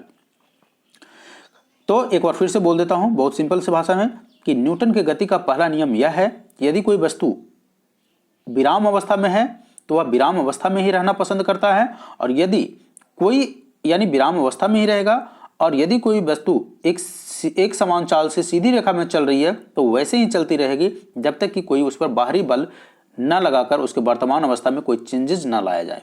याद रहेगा। चलिए अब हम बात करते हैं कि न्यूटन के प्रथम नियम को और भी क्या कुछ बोलते हैं क्या। तो न्यूटन के प्रथम नियम को हम गैलीलियो का नियम भी बोलते हैं, और इसके साथ साथ इसको हम जड़त्व का नियम भी बोलते हैं। Most important factors of exam. ठीक है, बार बार यह पूछा जाता है कि न्यूटन के किस नियम को हम गैलीलियो का नियम या जड़त्व का नियम भी कहते हैं। तो यह बोला जाता है जड़त्व का नियम। समझ रहे हैं, जड़त्व। तो गैलीलियो का नियम या जड़त्व का नियम न्यूटन के फर्स्ट लॉ को बोलते हैं, क्योंकि एक्सटर्नल लॉ जब तक फोर्सेज आप उस पर अप्लाई नहीं कीजिएगा उसकी अवस्था चेंजेस नहीं होगी। बाह्य बल जब तक लगाइएगा नहीं उसकी अवस्था चेंजेस नहीं होगी। बाह्य बल के अभाव में किसी वस्तु की अपनी विरामावस्था या समान गति की अवस्था को बनाए रखने की प्रवृत्ति को हम क्या बोलते हैं, जड़त्व बोलते हैं। तो बाह्य बल के अभाव में जब तक वह बाह्य बल उस पर अप्लाई नहीं हो रहा है तो वैसे स्थिति में अगर कोई वस्तु आराम में है या कोई वस्तु एक समान चाल से चल रहा है और उस चीज को बनाए रखने वाली जो चीजें होती है उसको हम क्या बोलते हैं, जड़त्व बोलते हैं। तो जड़त्व का सिंपल सा डिफिनीशन है, वो क्या है कि यदि बाह्य बल के अभाव में किसी, कहने का मतलब बाह्य बल के अभाव में किसी वस्तु की अपनी विरामावस्था या समान गति की अवस्था को बनाए रखने की प्रवृत्ति को हम जड़त्व बोलते हैं। प्रथम नियम से हमको एक चीज डिराइव होता है, वो क्या डिराइव होता है, प्रथम न्यूटन के फर्स्ट लॉ से हमको बल का परिभाषा मिलता है। तो यह भी प्रश्न पूछा जाता है कि बल का जो परिभाषा होता है, डेफिनेशन ऑफ फोर्स हमको कहां से मिलता है, तो वो मिलता है न्यूटन के फर्स्ट लॉ से। बल की परिभाषा क्या होती है, तो सर बल की परिभाषा ये होती है कि बल वह बाहरी कारक है, क्या है, बल वह बाहरी कारक है जो किसी वस्तु की प्रारंभिक अवस्था में परिवर्तन करता है या परिवर्तन करने का चेष्टा करता है। फोर्स, मान लेते हैं यहां पर एक 5 kg का एक ब्लॉक रखा हुआ है, आप यहां पर खड़े हैं, आप इसको धक्का मारना शुरू किए, तो जो आप फोर्स अप्लाई कर रहे हैं 5 kg को लगाने के लिए, एक मुझे एग्जांपल आप मुझे बताइए कि क्या इसको पुश किया और ये अपने अवस्था में चेंजेस नहीं किया तो क्या इस पर फोर्स लगा? क्या कूली अपने माथे पर सामान लेके अगर एक जगह से दूसरे जगह जा रहा है तो क्या उसको फोर्स आप कह देंगे? बिल्कुल नहीं, वो फोर्स नहीं है। तो फोर्स होता क्या है सर? फोर्स कहने का मतलब होता है कि किसी भी चीजों का डिस्प्लेसमेंट होना। अगर ये 5 kg का ब्लॉक यहां रखा हुआ है, अगर इसको थोड़ा सा भी मूव कर देता ये, तो ये होता है कि हाँ ये इसने मान लेते हैं 5 न्यूटन का बल लगाया। ठीक है, तो जब तक उस चीजों को आप मूव नहीं किया, कोई बंदा जो है दरवाजा लॉक है उसको खोलने गया तो ताकत लगाएगा, फोर्स लगाएगा, लेकिन जब तक दरवाजा नहीं खुला जब तक हम उसको फोर्स लगाना नहीं बोलेंगे। ठीक है, उसको समझेंगे आगे वाले लेक्चर में कि क्या होता है, फोर्स को डिटेल में पढ़ेंगे उसको। तो यहां सिर्फ एक डिफिनेशन पढ़ लीजिए कि बल का परिभाषा यह है कि बल वह कारक है जो किसी वस्तु की प्रारंभिक अवस्था में परिवर्तन करता है या परिवर्तन करने की चेष्टा करता है। और बल क्या है? फोर्स एक वेक्टर क्वांटिटी है और इसका मात्रक होता है न्यूटन। ठीक है, इसका मात्रक क्या होता है? न्यूटन। जड़त्व के कुछ एग्जाम्पल, तो जड़त्व के कुछ एग्जाम्पल क्या है? जैसे ठहरी हुई, ये बहुत इंपॉर्टेंट है, इसको मार्क कर लीजिए। जड़त्व के एग्जाम्पल है ठहरी हुई मोटर या रेलगाड़ियों के अचानक से चल पड़ने पर उसमें बैठे हुए यात्री, ध्यान दीजिएगा, ठहरी हुई मोटर या रेलगाड़ी के अचानक चलने पर उसमें बैठे हुए यात्री पीछे की ओर झुक जाते हैं। कहां झुक जाते हैं? पीछे की ओर झुक जाते हैं। याद रखिएगा इस पॉइंट को। जब कोई मोटर ठहरा हुआ है या रेलगाड़ी के अचानक चलने पर, ठीक है, क्या होता है जब कोई मोटर या रेलगाड़ी अचानक चलेगा तो वस्तु, जो व्यक्ति उसमें बैठा हुआ है वो किधर की ओर झुकेगा? आगे की ओर या पीछे की ओर? तो वो पीछे की ओर झुकेगा। उसी प्रकार से अब ऐसा क्यों? क्योंकि अगर कोई वस्तु, जैसे न्यूटन फर्स्ट लॉ बोले, आपने पढ़ा कि जब तक कोई वस्तु अगर विरामावस्था में है तो वो विरामावस्था में ही रहेगा जब तक कि उस पर कोई एक्सटर्नल फोर्सेस नहीं अप्लाई हो जाता है। और विरामावस्था बनाए रखने की जो उसकी क्वालिटी है उसको हम क्या बोलते थे? जड़त्व बोलते थे। ठीक है, तो जड़त्व अवस्था में है, तो जड़त्व अवस्था से कैसे बाहरी मोशन अवस्था में कैसे आएगा? जब तक उस पर एक्सटर्नल फोर्स नहीं लगेगा। अचानक गाड़ी चला तो एक्सटर्नल फोर्सेस लगा थोड़ा सा, तो एक्सटर्नल फोर्सेस लगा तो वो पीछे झुक गया। अब दूसरा एग्जांपल एक आता है कि चलती हुई मोटर कार में आप अचानक उस पर ब्रेक पेडल पर आपने ब्रेक लगाया तो पैसेंजर की स्थिति क्या होगी? गाड़ी चल रही है, अचानक ड्राइवर जो है ब्रेक मार देता है, तो पैसेंजर जो बैठा हुआ है वो किस अवस्था में था? गतिमान अवस्था में था। अब आप उस पर ब्रेक लगा के कौन सी अवस्था में लाने के प्रयत्न कर रहे हैं? रेस्ट अवस्था में लाने का प्रयत्न कर रहे हैं। तो बंदा कहां झुकेगा? आगे की ओर झुक जाएगा। क्या झुकेगा? आगे की ओर झुक जाएगा। याद रहेगा, जो पैसेंजर उसमें बैठा हुआ है, अचानक आप ब्रेक लगाएंगे तो उसको गति से रेस्ट अवस्था में लाने का प्रयत्न कर रहे हैं, तो वो क्या हो जाएगा? आपको आगे की ओर झुकेगा। तो रेस्ट से गति में पीछे की ओर और गति से रेस्ट में आगे की ओर झुकेगा। याद रहेगा, ये बार बार पूछा जाता है। तीसरा एग्जांपल है, कंबल को हाथ से पकड़कर डंडे से पीटने पर धूल कण का झड़कर गिरना। तो कंबल में जो धूल था वो रेस्ट अवस्था में था, अब उसको पीटना शुरू कर दिया, अब तो क्या हो गया? वो गति अवस्था में लाए तो धूल कण क्या हुआ? झड़कर गिरना। ये सब किसका एग्जांपल है? जड़त्व का उदाहरण है। संवेग, मोमेंटम। मोमेंटम किसको बोलते हैं? मोमेंटम किसी वस्तु के द्रव्यमान अथवा वेग के गुणनफल को उस वस्तु का संवेग बोलते हैं। यानी मास और वेलोसिटी के अगर मल्टीप्लाई कीजिएगा तो आपको मोमेंटम मिलेगा। यानी mass multiply by velocity equal to संवेग। क्या बोलते हैं? संवेग। तो संवेग के का जो ये संवेग क्या होता है? सदिश राशि होता है। क्या है? सदिश राशि है। और इसका मात्रक अगर देखिएगा तो मास का क्या होता है? केजी। ठीक है, तो केजी और वेलोसिटी का क्या होता है? Metre per second. तो KG multiply by metre per second, यानी केजी मीटर पर सेकंड संवेग का यूनिट हो जाएगा। याद रहेगा, तो संवेग बराबर होता है किसी वस्तु के द्रव्यमान अथवा वेग के गुणनफल को उस वस्तु का हम संवेग कहते हैं। संवेग बराबर होता है वेग इंटू द्रव्यमान। संवेग एक सदिश राशि है और इसका मात्रक होता है KG into metre per second. ये ड्राइव करना आप आई होप आप सीख गए होंगे अब तक। अब हम बात करते हैं न्यूटन के द्वितीय गति नियम को, सेकंड लॉ ऑफ न्यूटन। ठीक है, तो Newton second law of motion अगर हम बात करें तो Newton second law of motion में क्या कहा गया है कि किसी वस्तु के संवेग में परिवर्तन की दर उस वस्तु पर आरोपित बल के समानुपाती होता है तथा संवेग परिवर्तन बल की दिशा में होता है। अब यदि आरोपित बल F बल की दिशा में उत्पन्न त्वरण A और वस्तु का द्रव्यमान m हो तो न्यूटन के गति के दूसरे नियम से F इक्वल टू क्या हो जाएगा? ma हो जाएगा। तो ये जो फॉर्मूला निकलता है F इक्वल टू ma, ये किससे निकलता है? न्यूटन के दूसरे नियम से।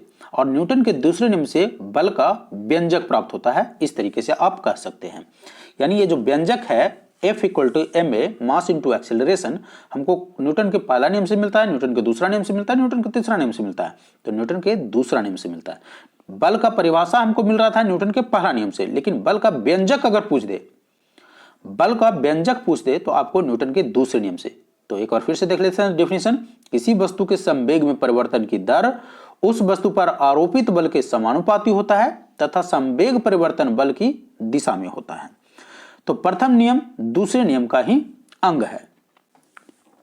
तो जो प्रथम नियम है वो क्या है? दूसरे नियम का अंग है। आगे देखते हैं न्यूटन का तृतीय नियम। तो ये तो बहुत पहले से आप पढ़ते आ रहे होंगे, इसको पढ़ने की जरूरत नहीं है, जल्दी से कवर कर देते हैं। प्रत्येक क्रिया के बराबर परंतु विपरीत दिशा में प्रतिक्रिया होती है। उदाहरण के तौर पर न्यूटन के थर्ड लॉ तो आप पढ़ते आ रहे हैं भाई, प्रत्येक क्रिया के बराबर विपरीत दिशा में क्या होता है? प्रतिक्रिया होती है। तो बंदूक से गोली चलाने पर चलाने वाला क्या हो जाएगा? पीछे की ओर धक्का लगेगा, क्योंकि गोली आगे बढ़ेगा तो उसके विपरीत पीछे धक्का लगेगा। नाव के किनारे में आप कूदने पर नाव क्या हो जाएगा? आगे की ओर हटेगा कि पीछे की ओर हटेगा? आप आगे कूद रहे हैं तो उसका जो डायरेक्शन है वो क्या हो जाएगा? न्यूटन थर्ड लॉ से तो विपरीत क्रिया में होता है तो नाव पीछे हट जाएगा। रॉकेट उड़ेगा तो रॉकेट को उड़ने में क्या होता है? जो आपका मोशन होता है वो क्या होता है? आपको न्यूटन का थर्ड लॉ लगता है, क्योंकि थर्स्ट नीचे की ओर देता है और वो ऊपर की ओर जाता है। ठीक है, अब बोलता है संवेग संरक्षण का सिद्धांत। व्हाट इज द संवेग संरक्षण का सिद्धांत? यदि कणों के किसी समूह या निकाय पर कोई बाह्य बल नहीं लग रहा हो तो उस निकाय का कुल संवेग नियत रहता है। जो कुल मोमेंटम होता है वो क्या होता है?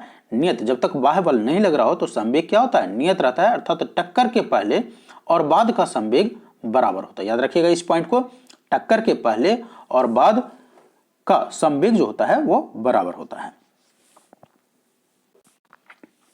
और हम देख लेते हैं आवेग को, इंपल्स को। जब कोई बड़ा बल किसी वस्तु पर थोड़े समय के लिए कार्य करता है, जब कोई बड़ा बल किसी वस्तु पर थोड़े समय के लिए कार्य करता है तो बल और समय अंतराल के गुणनफल को उस बल का आवेग कहते हैं। तो आवेग बराबर हो जाएगा बल इंटू समय अंतराल, अर्थात संवेग में परिवर्तन। संवेग में परिवर्तन को हम क्या बोलते हैं? आवेग। फिर से एक बार बोल देता हूं कि जब कोई बड़ा बल किसी वस्तु पर थोड़े से समय के लिए कार्य करता है तो उसको हम तो बल और समय के अंतराल के गुणनफल को हम क्या बोलते हैं? बल इंटू समय अंतराल इक्वल टू आवेग। आवेग एक सदिश राशि है। संवेग जिस तरह से सदिश राशि था उसी तरह से आवेग जिसमें वेग आ रहा है, तो वेलोसिटी सदिश, आवेग सदिश, संवेग सदिश। ठीक है, तो ये क्या है? सदिश राशि है जिसका मात्रक न्यूटन सेकंड होता है। आवेग का मात्रक क्या होता है? न्यूटन सेकंड होता है और इसकी दिशा वही होती है जो बल की होती है। जो बल का दिशा होगा वही आवेग का दिशा होगा। अगला है हमारा अभिकेंद्री बल अर्थात सेंट्रीपिटल फोर्स। तो सेंट्रीपिटल फोर्स किसको कहते हैं? जब कोई वस्तु किसी वृत्ताकार मार्ग पर चलती है तो उस पर एक बल जो होता है लगता है और यह जो बल है वृत्त के केंद्र की ओर कार्य करता है। तो जब कोई वस्तु किसी वृत्ताकार मार्ग पर चलता है तो उस पर एक फोर्स लगता है और यह जो फोर्स है केंद्र की ओर लगता है। किधर लगता है? केंद्र की ओर लगता है और इस बल को ही हम क्या बोलते हैं? अभिकेंद्री बल कहते हैं। इस बल के अभाव में वस्तु वृत्तमार्ग मार्ग पर नहीं चल सकता है। अगर कोई वस्तु, एग्जाम्पल ले लेते हैं, ये है एग्जाम्पल मौत का कुआं यानी वेल ऑफ डेथ जिसको बोलते हैं इंग्लिश में। मौत का कुआं तो आप सभी लोगों ने देखा होगा, बहुत सारे लोग हैं जो देखे होंगे मौत का कुआं। तो जब भी मेला लगता है तो वहाँ मौत का कुआं का एक शो चलता है। तो मौत का कुआं पर आपने देखा होगा कि मोटरसाइकिल वाला या कार वाला गोल गोल गोल गोल इस तरह से घूमते रहता है। तो ये किसका एग्जाम्पल है? ये एग्जाम्पल है सेंट्रीपिटल फोर्स का, बिकॉज ये जो फोर्स है ये कहाँ लगता है? केंद्र की ओर लगता है। ठीक है, जिसी के कारण वह बंदा जो है वह गोल गोल गोल गोल चीजों को घुमाते रहता है। ठीक है, तो सेंट्रीपिटल फोर्स होता है जब कोई वस्तु किसी वृत्ताकार मार्ग पर चलते है तो उस पर एक बल वृत्त के केंद्र की ओर कार्य करती है और इसी बल को हम अभिकेंद्री बल या सेंट्रीपिटल फोर्स कहते हैं। एग्जाम्पल के तौर पर मौत का कुआं। इस बल के अभाव में वस्तु वृत्तमार्ग बल पर नहीं चल सकता है।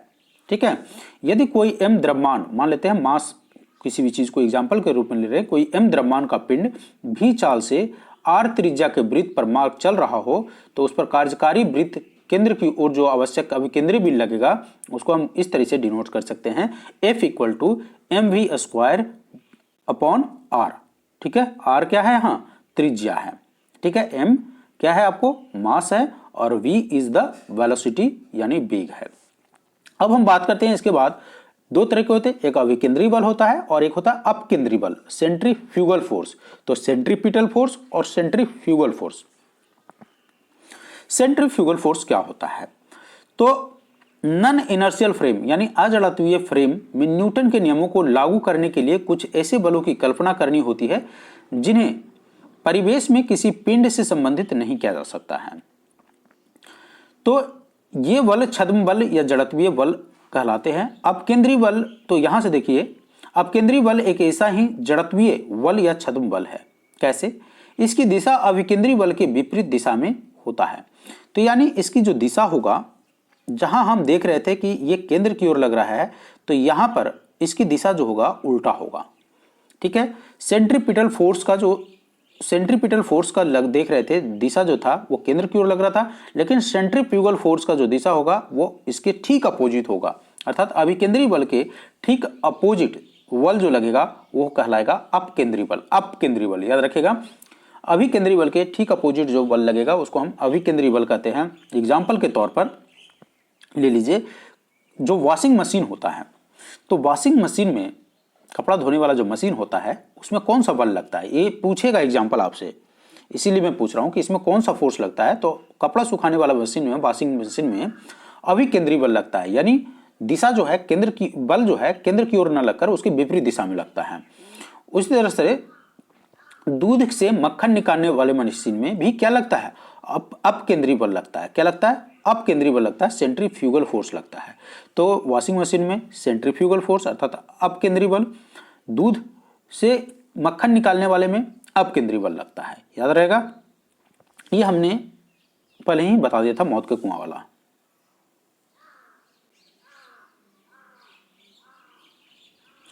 आगे हम चलते हैं, बल आघूर्ण, मोमेंट ऑफ फोर्स। तो मोमेंट ऑफ फोर्स किसको कहते हैं? मोमेंट ऑफ फोर्स बल द्वारा एक पिंड को एक अक्ष के परितः घूमने की प्रवृत्ति को बल आघूर्ण कहते हैं। किसी अक्ष के परितः एक बल का बल आघूर्ण उस बल के परिणाम तथा अक्ष के बल की क्रिया रेखा के बीच लंबवत दूरी के गुणनफल के बराबर होता है। और बल आघूर्ण एक सदिश राशि है, यहाँ याद रखिएगा, बाकी सब डिफिनीशन आपको मोमेंट ऑफ फोर्स को याद रखने की जरूरत नहीं है। बल आघूर्ण एक सदिश राशि है और इसका मात्रक होता है न्यूटन मीटर। अगला चलते हैं, सिंपल मशीन। सिंपल मशीन कुछ नहीं है, यह बल आघूर्ण के सिद्धांत पर कार्य करती है। सरल मशीन एक ऐसी युक्ति है जिसमें किसी सुविधाजनक बिंदु पर बल लगाकर किसी अन्य बिंदु पर रखे हुए भार को उठाया जा सकता है, जैसे उत्तोलक, घिरनी, आनत तल और स्क्रू जैक आदि। इसके बाद हम चलते हैं lever. Lever is not important for your examinations.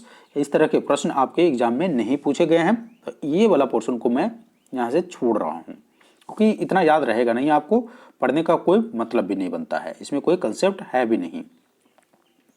तो चलिए अब हम बात कर लेते हैं, अगला जो है, ओके, अब यहां से देखेंगे सेंटर ऑफ ग्रेविटी से देखते हैं, गुरुत्व केंद्र किसको कहते हैं। तो सेंटर ऑफ ग्रेविटी की अगर हम बात करें तो किसी वस्तु का गुरुत्व केंद्र या बिंदु जहां वस्तु का समस्त भार कार्य करता है, चाहे वह वस्तु स्थिति में रखी जाए, वस्तु का भार गुरुत्व केंद्र से ठीक नीचे की ओर कार्य करता है। अतः गुरुत्व केंद्र पर वस्तु के भार के बराबर ऊपरी मुखी बल लगाकर हम वस्तु को संतुलित रख सकते हैं। तो कहने का मतलब यह हो गया कि किसी वस्तु का गुरुत्व केंद्र क्या होगा, यहां एक कोई वस्तु रखा हुआ है तो वस्तु का गुरुत्व केंद्र इसके ठीक नीचे हो जाएगा। ठीक है, वस्तु का भार गुरुत्व केंद्र के ठीक नीचे कार्य करता है। अतः इसको अगर स्टेबल रखना है तो उतना ही फोर्स जितना नीचे लग रहा है उतना ही फोर्स ऊपर लगता है, और इसीलिए कोई वस्तु क्या होता है, स्टेबल होता है। और ये यहाँ पर ये कोई वस्तु नीचे रखा हुआ है तो ये सेंटर ऑफ ग्रेविटी, ठीक है, सेंटर ऑफ ग्रेविटी क्या हो जाएगा इसका, इसके ठीक नीचे। संतुलन के प्रकार, तो किसी भी चीजों को हम किस तरीके से संतुलित कर सकते हैं, इसमें आप दिया हुआ है। संतुलन में दिया हुआ है अस्थायी संतुलन, अस्थायी संतुलन और उदासीन संतुलन, अर्थात स्टेबल इक्विलिब्रियम, अनस्टेबल इक्विलिब्रियम और नेचुरल इक्विलिब्रियम। ये है क्या, यदि किसी वस्तु को उसकी संतुलन स्थिति से थोड़ा विस्थापित किया जाए और बल हटाते ही पुनः वह पूर्व स्थिति में आ जाए तो ऐसी स्थिति को हम अस्थायी संतुलन कहते हैं। ओके, स्टेबल इक्विलिब्रियम करने का मतलब हो गया कि अगर आप कोई, ये एक वस्तु है, ठीक है, इसको आपने यहां से मूव किया थोड़ा सा, लेकिन जैसे ही फोर्स इस पर से हटाया ये फिर, ओके, ये थोड़ा सा दूसरा तरीके से कर देता हूं इसको।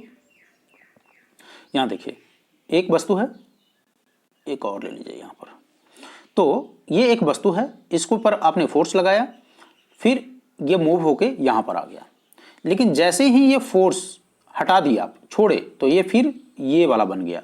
तो इसको हम बोलते हैं स्टेबल इक्विलिब्रियम, यानी जब तक कि उस पर बाह्य फोर्स लगते रहेगा जब तक वो आगे बढ़ेगा। लेकिन जैसे आपने अपने हाथ में, एक तरीके से आप कह सकते हैं कि एक बॉल में एक रबड़ बांध के उसको फेंकिए, ठीक है, तो आपने क्या किया, एक बॉल है, सपोज एक बॉल है, इसमें आपने एक रबड़ बांधा, रबड़ बांध दिया और इसको अपने हाथ में ऐसे मोड़ के रख लीजिए, फिर इसको फेंके, तो फेंकने से जो रबड़ में इलास्टिसिटी आया, तो यानी एक फोर्स लगा तो आगे गया, और फिर वो क्या हो गया, जैसे ही फोर्स हटा तो वो क्या हो गया, वापस आ गया। तो इसको हम बोलते हैं स्टेबल इक्विलिब्रियम। दूसरा होता है अनस्टेबल इक्विलिब्रियम।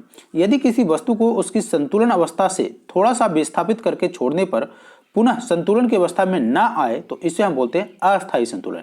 यानी अगर हम किसी भी चीज़ों को बाहरी फोर्स लगा लिए और उसको फेंक दिए और लेकिन वो फिर से वापस अपनी स्थिति पर नहीं आ गया तो उसको हम बोलेंगे अस्थायी संतुलन यानी अनस्टेबल इक्विलिब्रियम। उदासीन संतुलन क्या होता है? नेचुरल इक्विलिब्रियम वो होता है यदि किसी वस्तु को संतुलन की स्थिति से थोड़ा सा विस्थापित करने पर उसका गुरुत्व केंद्र यानी जी उसी ऊंचाई पर बना रहता है तथा छोड़ देने पर वस्तु अपनी नई स्थिति में संतुलित हो जाता है तो उसका संतुलन उदासीन होता है, यानी बैलेंस जो होता है उदासीन होता है। कहने का मतलब ये हुआ कि यदि किसी वस्तु के संतुलन की स्थिति से विस्थापित कर दिया और उसका गुरुत्व केंद्र से उसी ऊंचाई पर बना रहता है, तो मान लेते हैं एक यहाँ रखा हुआ है और इसको विस्थापित करके फोर्स लगा के इसको थोड़ा सा ऊपर की ओर मूव किए, लेकिन ये पता चला यहीं पर रह गया। तो रह गया मतलब ये अपने जो गुरुत्व जो फोर्स लग रहा है इस पर, जो ऊपर से और नीचे से जो फोर्स लग रहा है वो बराबर लग रहा है, और अगर ये अपने आप को जो स्टेबल कर लिया तो इसका मतलब हुआ कि इसमें संतुलन की जो स्थिति है वो नेचुरल इक्विलिब्रियम की स्थिति है, यानी वह अब नया स्थिति अपना खोज लिया। ठीक है। अस्थायी संतुलन के कुछ शर्तें होते हैं। अस्थायी संतुलन के क्या शर्तें होते हैं? किसी वस्तु के अस्थायी संतुलन के लिए दो शर्तें होना आवश्यक है। पहला, वस्तु का गुरुत्व केंद्र अधिकाधिक नीचे होना चाहिए। वस्तु का गुरुत्व केंद्र मैक्सिमम नीचे होना चाहिए। गुरुत्व केंद्र से होकर जाने वाली ऊर्ध्वाधर रेखा वस्तु के आधार से गुजरनी चाहिए। तो ये दो कंडीशन है। एनीवे अभी तक इस तरह का प्रश्न नहीं पूछा गया है। टॉपिक है हमारा कार्य, ऊर्जा और शक्ति, यानी वर्क, एनर्जी एंड पावर। तो वर्क, एनर्जी एंड पावर, तो आज का ये वीडियो जो है हम वर्क, एनर्जी एंड पावर पर ही समाप्त करेंगे, क्योंकि मुझे लग रहा है कि वीडियो लेंदी हो जाएगा। तो वीडियो लेंदी ना हो, क्योंकि देखिए वीडियो लेंदी होने से क्या हो जाएगा, आपकी जो रुझान है स्टडी में खत्म हो जाएगी, रिवीजन नहीं कर पाएंगे उतना।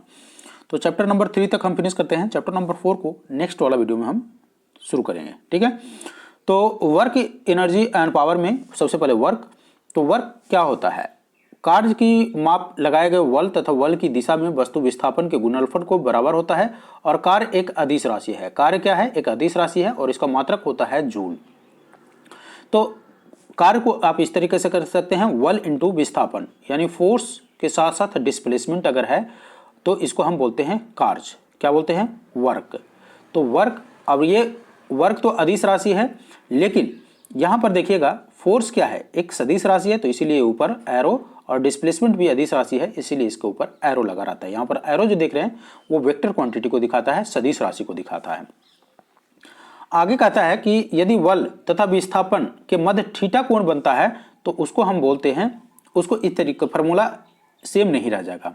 जैसे मान लेते हैं अगर फोर्स इंटू डिस्प्लेसमेंट अगर सेम डायरेक्शन में है तो ठीक है, लेकिन यहाँ से जैसे ही डायरेक्शन चेंज हुआ तो ये जो एंगल बने तो ये थीटा एंगल बन जाता है। तो इस समय इसका जो फॉर्मूला होगा तो वो हो जाएगा W equal to F into S cos theta. क्या हो जाएगा? Cos theta. एनीवे न्यूमेरिकल हमको नहीं पढ़ना है, न्यूमेरिकल आपको 9th 10th में पढ़ना था। अगर आपको लगता है कि इसको सर और डिटेल में बताइए तो एक अलग से क्लास में बता दूंगा, लेकिन उसके लिए आपको कमेंट सेक्शन में आपको लिख के मुझे बताना पड़ेगा कि sir please explain in details about the work, energy and power. So energy, तो ये तो था आपको वर्क का फॉर्मूला होता है। वर्क एक अदिश राशि है, वहीं बल सदिश है, विस्थापन सदिश है, तो वर्क का फॉर्मूला होता है बल इंटू विस्थापन। यदि बल और विस्थापन के बीच थीटा कोण बनता है तो उसका फॉर्मूला हो जाता है work force into displacement and cos theta. Energy की अगर हम बात करें तो किसी वस्तु के कार्य करने की क्षमता, जो कैपेसिटी होता है किसी वस्तु के कार्य करने की, आपकी जो क्षमता है, कार्य कितना कर सकते हैं, कैपेसिटी की बात कर रहे हैं, तो उसको हम ऊर्जा कहते हैं। और ऊर्जा भी अदिश राशि है, और ऊर्जा का जो मात्रक होता है वो क्या होता है? जूल होता है। यानी ऊर्जा और कार्य का मात्रक क्या होता है? सेम होता है। तो कार्य और ऊर्जा यानी वर्क और एनर्जी का मात्रक सेम होता है। कार्य के द्वारा प्राप्त ऊर्जा यांत्रिक ऊर्जा कहलाता है। जब कोई कार्य करते हैं तो उसके द्वारा जो ऊर्जा हमको मिलता है उसको हम यांत्रिक ऊर्जा कहते हैं। और यांत्रिक ऊर्जा को फर्दर दो भागों में डिवाइड किया गया है। कौन कौन? यांत्रिक ऊर्जा को हम गतिज ऊर्जा और स्थितिज ऊर्जा में डिवाइड किए हैं। तो गतिज ऊर्जा और स्थितिज ऊर्जा, तो यांत्रिक ऊर्जा को दो भागों में बांटा है, गतिज ऊर्जा और यांत्रिक ऊर्जा। अब यांत्रिक ऊर्जा कहाँ से आया? तो जो कार्य आपने किया, जो कार्य के द्वारा प्राप्त ऊर्जा हुआ, उसको हम यांत्रिक ऊर्जा का है, और यांत्रिक ऊर्जा को गतिज ऊर्जा और स्थितिज ऊर्जा में डिवाइड किया। यानी यांत्रिक ऊर्जा दो प्रकार का, गतिज ऊर्जा और स्थितिज ऊर्जा। अब गति ऊर्जा किसको कहते हैं? तो किसी वस्तु में गति के कारण कार्य करने की जो क्षमता आ गया उसको हम गति ऊर्जा कहते हैं। यदि m द्रव्यमान की वस्तु v वेग से चल रही होगी तो गति ऊर्जा का फॉर्मूला क्या होगा? काइनेटिक एनर्जी का जो फॉर्मूला होता है 1/2 mv²। क्या होता है? 1/2 mv²। याद रहेगा। तो काइनेटिक एनर्जी किसको कहते हैं? यदि किसी वस्तु में उसके गति के कारण कार्य करने, उसकी गति के कारण जो क्षमता आ जाती है कार्य करने की, उसको काइनेटिक एनर्जी कहते हैं। और काइनेटिक एनर्जी बराबर होता है 1/2 mv²। इस फार्मूला को आप याद रखिएगा। इसके बाद हमको जो पढ़ना है वो है स्थितिज ऊर्जा यानी पोटेंशियल एनर्जी। तो पहला काइनेटिक एनर्जी, गतिज ऊर्जा, और दूसरा स्थितिज ऊर्जा यानी पोटेंशियल एनर्जी। पोटेंशियल एनर्जी में क्या है? जब किसी वस्तु में विशेष अवस्था यानी स्टेट या स्थिति के कारण कार्य करने की जो क्षमता आ जाती है उसको हम स्थितिज ऊर्जा कहते हैं। यानी किसी वस्तु के विशेष अवस्था या स्थिति के कारण जो कार्य करने की क्षमता होती है उसको हम स्थितिज ऊर्जा कहते हैं। और ये बहुत ही इंपॉर्टेंट है, बहुत ही ज़्यादा इंपॉर्टेंट है पोटेंशियल एनर्जी के एग्जाम्पल। इसको ध्यान से, तो बांध बनाकर इकट्ठा किए गए पानी में जो ऊर्जा प्राप्त करते हैं उसको हम स्थितिज ऊर्जा का एग्जाम्पल है। घड़ी के चाबी में आप चाबी को घुमाए और उसके बाद छोड़ देते हैं तो जो चाबी में संपीड़ित ऊर्जा होती है, तनी हुई स्प्रिंग में जो ऊर्जा होती है या कमानी की जो ऊर्जा होती है, ये सारे के सारे पोटेंशियल एनर्जी के उदाहरण है, स्थितिज ऊर्जा के उदाहरण है। एक बार फिर से बोल देता हूँ उदाहरण। बांध बनाकर पानी इकट्ठा किए गए जिसमें ऊर्जा जो प्राप्त होता है उसको स्थितिज ऊर्जा का उदाहरण बोलते हैं। घड़ी की चाबी में संचित ऊर्जा भी स्थितिज ऊर्जा का उदाहरण है। तना हुआ स्प्रिंग जो है स्थितिज ऊर्जा का उदाहरण है। या कमानी की जो ऊर्जा होता है, तना हुआ कमानी की जो ऊर्जा होता है वो क्या होता है? स्थितिज ऊर्जा का उदाहरण है। गुरुत्व बल के विरुद्ध संचित स्थितिज ऊर्जा का जो व्यंजक होता है, तो जो यहाँ पर देखिएगा पोटेंशियल एनर्जी का जो डिफिनीशन आपको मिलेगा वो होता है mgh। क्या होता है? mgh, जहां m द्रव्यमान है, g गुरुत्व जनित त्वरण है और h ऊंचाई है। इसके बाद आपको पढ़ना है ऊर्जा संरक्षण का नियम अर्थात law of conservation of energy. तो law of conservation of energy आप बचपन से पढ़ते आ रहे हैं कि law of conservation of energy कहता है कि ऊर्जा का न तो उत्पन्न किया जा सकता है और ऊर्जा को न ही नष्ट किया जा सकता है। फिर से एक बार, लॉ ऑफ कंजर्वेशन अर्थात ऊर्जा संरक्षण का नियम यह है कि ऊर्जा को न तो खत्म किया जा सकता है और ना ही उत्पन्न किया जा सकता है। तो क्या किया जा सकता है भाई? ऊर्जा खत्म, इतना परेशान क्यों हो रहा है?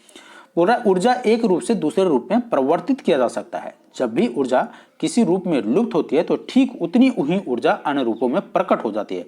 अतः विश्व की संपूर्ण ऊर्जा का जो परिमाण स्थिर रहता है यह ऊर्जा संरक्षण का नियम कहलाता है। तो ठीक है, ऊर्जा न तो उत्पन्न किया जा सकता है न तो नष्ट किया जा सकता है, इसको एक रूप से दूसरे रूप में परिवर्तित किया जा सकता है।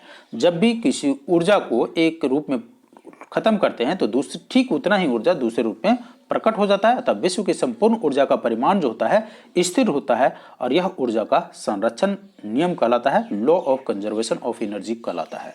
ठीक है, आगे देखते हैं ऊर्जा का रूपांतरण। तो किस तरीके से ऊर्जा का रूपांतरण होता है? तो जैसा कि बोला कि ऊर्जा को न तो उत्पन्न किया जा सकता है न नष्ट किया जाता है, ऊर्जा का रूपांतरण किया जा सकता है। तो ऊर्जा का रूपांतरण देख लेते हैं। डायनेमो, बार बार बहुत इंपॉर्टेंट है, very very important for your exam. Dynamo क्या है? तो डायनेमो है यांत्रिक ऊर्जा को विद्युत ऊर्जा में परिवर्तित करता है। डायनेमो क्या करता है? यांत्रिक ऊर्जा को विद्युत ऊर्जा में परिवर्तित करता है। मोमबत्ती क्या करेगा?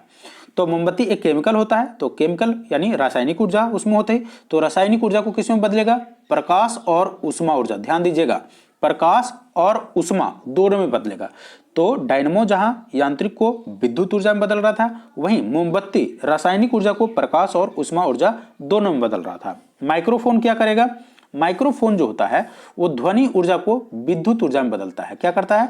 ध्वनि ऊर्जा को विद्युत ऊर्जा में बदलता है। इस पॉइंट को याद रखिएगा, माइक्रोफोन ध्वनि ऊर्जा को विद्युत ऊर्जा में बदलता है।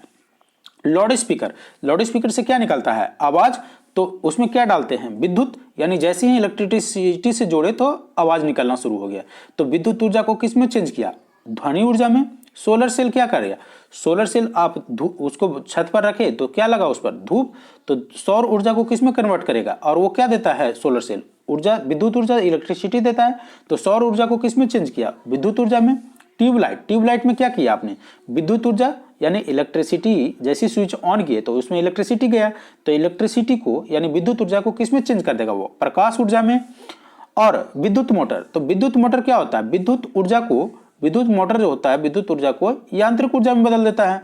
और विद्युत बल्ब, ये वाला इंपॉर्टेंट है, बार बार पूछेगा, विद्युत मोटर विद्युत ऊर्जा को यांत्रिक ऊर्जा में चेंज कर जाता है। ये ठीक डायनेमो को उल्टा है। डायनेमो यांत्रिक ऊर्जा को विद्युत में परिवर्तित करता है, लेकिन विद्युत मोटर जो होता है विद्युत ऊर्जा को यांत्रिक में परिवर्तन करता है। याद रखिएगा, डायनेमो को उल्टा, विद्युत मोटर। विद्युत बल्ब, विद्युत बल्ब क्या होता है, विद्युत ऊर्जा होता है, और विद्युत बल्ब जो होता है ना, ट्यूबलाइट अलग है, विद्युत बल्ब जो होता है वो विद्युत ऊर्जा को प्रकाश और ऊष्मा दोनों में परिवर्तित करता है, उसमें ऊष्मा भी निकलता है। विद्युत सेल जो होता है वह रासायनिक ऊर्जा को विद्युत ऊर्जा में परिवर्तित करता है, और सितार जो होता है यांत्रिक ऊर्जा को ध्वनि ऊर्जा में परिवर्तित। देखिएगा यहाँ दिया हुआ है कि संवेग और गतिज ऊर्जा में संबंध। तो संवेग और गतिज ऊर्जा के संबंध की अगर हम बात करें तो काइनेटिक एनर्जी इक्वल टू होगा p²/2m, जहां p क्या है, p यानी संवेग है, और जो संवेग होगा तो यानी m भी हो जाएगा। संवेग बराबर क्या होता है, m भी। और अगर संवेग को आप दुगना करेंगे तो संवेग को दुगना करने पर काइनेटिक एनर्जी क्या हो जाएगा, 4 गुना हो जाएगा। याद रखिएगा, संवेग को अगर आप दुगना करते हैं तो काइनेटिक एनर्जी 4 गुना हो जाएगा। ये पूछा जाएगा आपको एग्जाम में। अब आता है बात जो लास्ट वर्क पावर एनर्जी में हमारा लास्ट चीज है, वो है पावर का, यानी शक्ति का। तो कार्य करने की दर, जहां कार्य करने की कैपेसिटी को हम क्या बोल रहे थे, एनर्जी बोल रहे थे। किसी भी व्यक्ति के कार्य करने की कैपेसिटी को, क्षमता को एनर्जी बोल रहे थे। अब बात आता है कि कार्य करने की दर यानी रेट ऑफ वर्क जो होगा किसी व्यक्ति का, कि किस गति से यानी दर से वो कार्य करता है, उसकी पावर कहलाता है। तो दो व्यक्ति का जो शक्ति है वो अलग अलग क्यों कहलाता है, क्योंकि एक व्यक्ति जल्दी कर देगा, एक व्यक्ति देर से करेगा। तो वो क्या होता है, उसका रेट ऑफ कैपेसिटी तो होगा, कैपेसिटी अलग हो जाएगा, क्षमता अलग हो जाएगा, लेकिन पावर, कोई व्यक्ति ज्यादा लिफ्ट कर सकता है, कोई व्यक्ति कम लिफ्ट कर सकता है। तो वो कैसे हम मापते हैं, रेट से। यदि किसी कर्ता के द्वारा W कार्य T समय में किया जाए, तो जितने समय में कोई कार्य किया जाता है तो कर्ता के द्वारा जो पावर होगा वो क्या होगा, W/T। तो W जहां वर्क है वहीं T टाइम है। तो शक्ति का मात्रक, जहां वर्क और एनर्जी का मात्रक जूल था, वहीं शक्ति का मात्रक क्या होता है, वाट होता है। याद रखिएगा, वाट नहीं लगाना, सिर्फ वाट, ठीक है। शक्ति का मात्रक ऐसा ही मात्रक होता है, इंटरनेशनल सिस्टम ऑफ यूनिट होता है इसका, शक्ति का वाट होता है, जिसे वैज्ञानिक जेम्स वेट के सम्मान में रखा गया था। किसके, जेम्स वाट के सम्मान में रखा गया था, वाट, ठीक है। अब शक्ति इक्वल टू कार्य बटा समय, यानी वर्क अपॉन टाइम, और कार्य का क्या होता है यूनिट, जूल, और समय का क्या होता है, सेकंड। और 1 वाट इक्वल टू क्या होता है, 10/7 अर्ग पर सेकंड। तो 1 वाट इक्वल टू 10⁻7 अर्ग, ये भी याद रखिएगा, 1 वाट इक्वल टू 10⁻7 अर्ग। 1 किलोवाट बराबर क्या होता है, तो 1 किलोवाट बराबर होता है 1000 वाट, इसको भी याद रखिएगा। और 1 मेगावाट बराबर, हमने बोला था कि इसको याद कर लीजिएगा, 1 मेगावाट बराबर क्या हो जाएगा, 10⁻6 वाट। तो 1 किलो मतलब क्या था, 10⁻3, तो 1 किलोवाट, तो किलो को हटा दिए तो 3 शून्य जोड़ दिए और वाट वहीं पर छोड़ दीजिए। 1 मेगा मतलब 10⁻6, तो 1 मेगा और वाट वहीं छोड़ दीजिए, 10⁻6 वाट, राइट। अब आगे चलते हैं, शक्ति की एक और मात्रक है अश्व शक्ति। अब ये अश्व शक्ति वाला क्या है, ये जब आपने बोला कि सर शक्ति का मात्रक तो वाट हो गया, अब ये अश्व शक्ति कहाँ से ले आए। तो माय डियर फ्रेंड्स, एक चीज बताइए कि अभी तो आप इंजन देख रहे हैं, लेकिन सोचिए कि जब इंजन नहीं था तब आपके सामान खींचने का काम कौन कर रहा था, जो नॉट इन एंसेंट में तो बुलक कार्ट था, बट बाद में फिर क्या था, घोड़ा गाड़ी। घोड़ा जो है ज़्यादा सामान, मतलब घोड़ा को एक पावर का निरूपण किया जाता था, तो घोड़ा है आपको वो खींचता था। तो उसी के आधार पर तो शक्ति का एक और मात्रक, उसको हम जिसको हॉर्स पावर बोलते हैं, तो अश्व शक्ति इकाई जो है जेम्स वाट के द्वारा दिया गया था, हॉर्स पावर। तो उसको ना पावरफुल समझते थे, इसीलिए उस पर रख दिया, और ये जो दिया गया है जेम्स वाट के द्वारा दिया गया है। तो 1 हॉर्स पावर बराबर होता है 1 वाट बराबर, यहाँ आपने देखा 10⁻7 अर्ग, ठीक है, पर सेकंड। और यहाँ 1 हॉर्स पावर बराबर देखते होंगे 746 वाट, 746 वाट। तो 1 HP बराबर होता है 746 वाट। तो इंजन की जो पावर होती है उसको हम HP में डिनोट करते हैं, नॉट इन वाट। ठीक है, इंजन के पावर को डिनोट करने के लिए always be prefer to use HP। तो 1 HP, 2 HP, 3 HP, इस तरह से इंजन की पावर को डिनोट किया जाता है। तो 1 हॉर्स पावर बराबर 746 वाट। और इसको आप इस तरह से अर्ग में भी कन्वर्ट कर सकते हैं, 746 × 10⁻7 अर्ग पर सेकेंड। और 1 किलो वाट बराबर होता है 1.34 हॉर्स पावर। अब यहाँ पर थोड़ा सा कन्वर्जन है, यहाँ पर देख लीजिए कन्वर्जन को। और इसी के साथ आज का चैप्टर हम फिनिश करेंगे। उसके बाद आपको हम अगला टारगेट भी देंगे। तो वाट सेकंड बराबर होता है 1 वाट इंटू 1 सेकंड यानी 1 जूल। तो 1 जूल कार्य करने का मतलब होता है कि 1 जूल कार्य कब होगा, जब वाट जो होगा 1 वाट सेकंड का कार्य होगा। 1 वाट सेकंड का कार्य को 1 जूल हम बोलते हैं। तो 1 watt second equal to 1 watt into 1 second यानी 1 जूल। 1 वाट घंटा बराबर क्या होता है, तो 1 वाट घंटा बराबर होगा 3600 जूल। 1 वाट घंटा बराबर 3600 जूल। और 1 किलो वाट घंटा बराबर क्या होगा, तो 1 किलो वाट घंटा बराबर क्या होता है 1000 वाट घंटा यानी 3.6 × 10⁻6 जूल। और यहाँ पर ध्यान दीजिएगा वाट, किलोवाट, मेगावाट तथा हॉर्स पावर जो होता है शक्ति का मात्रक है।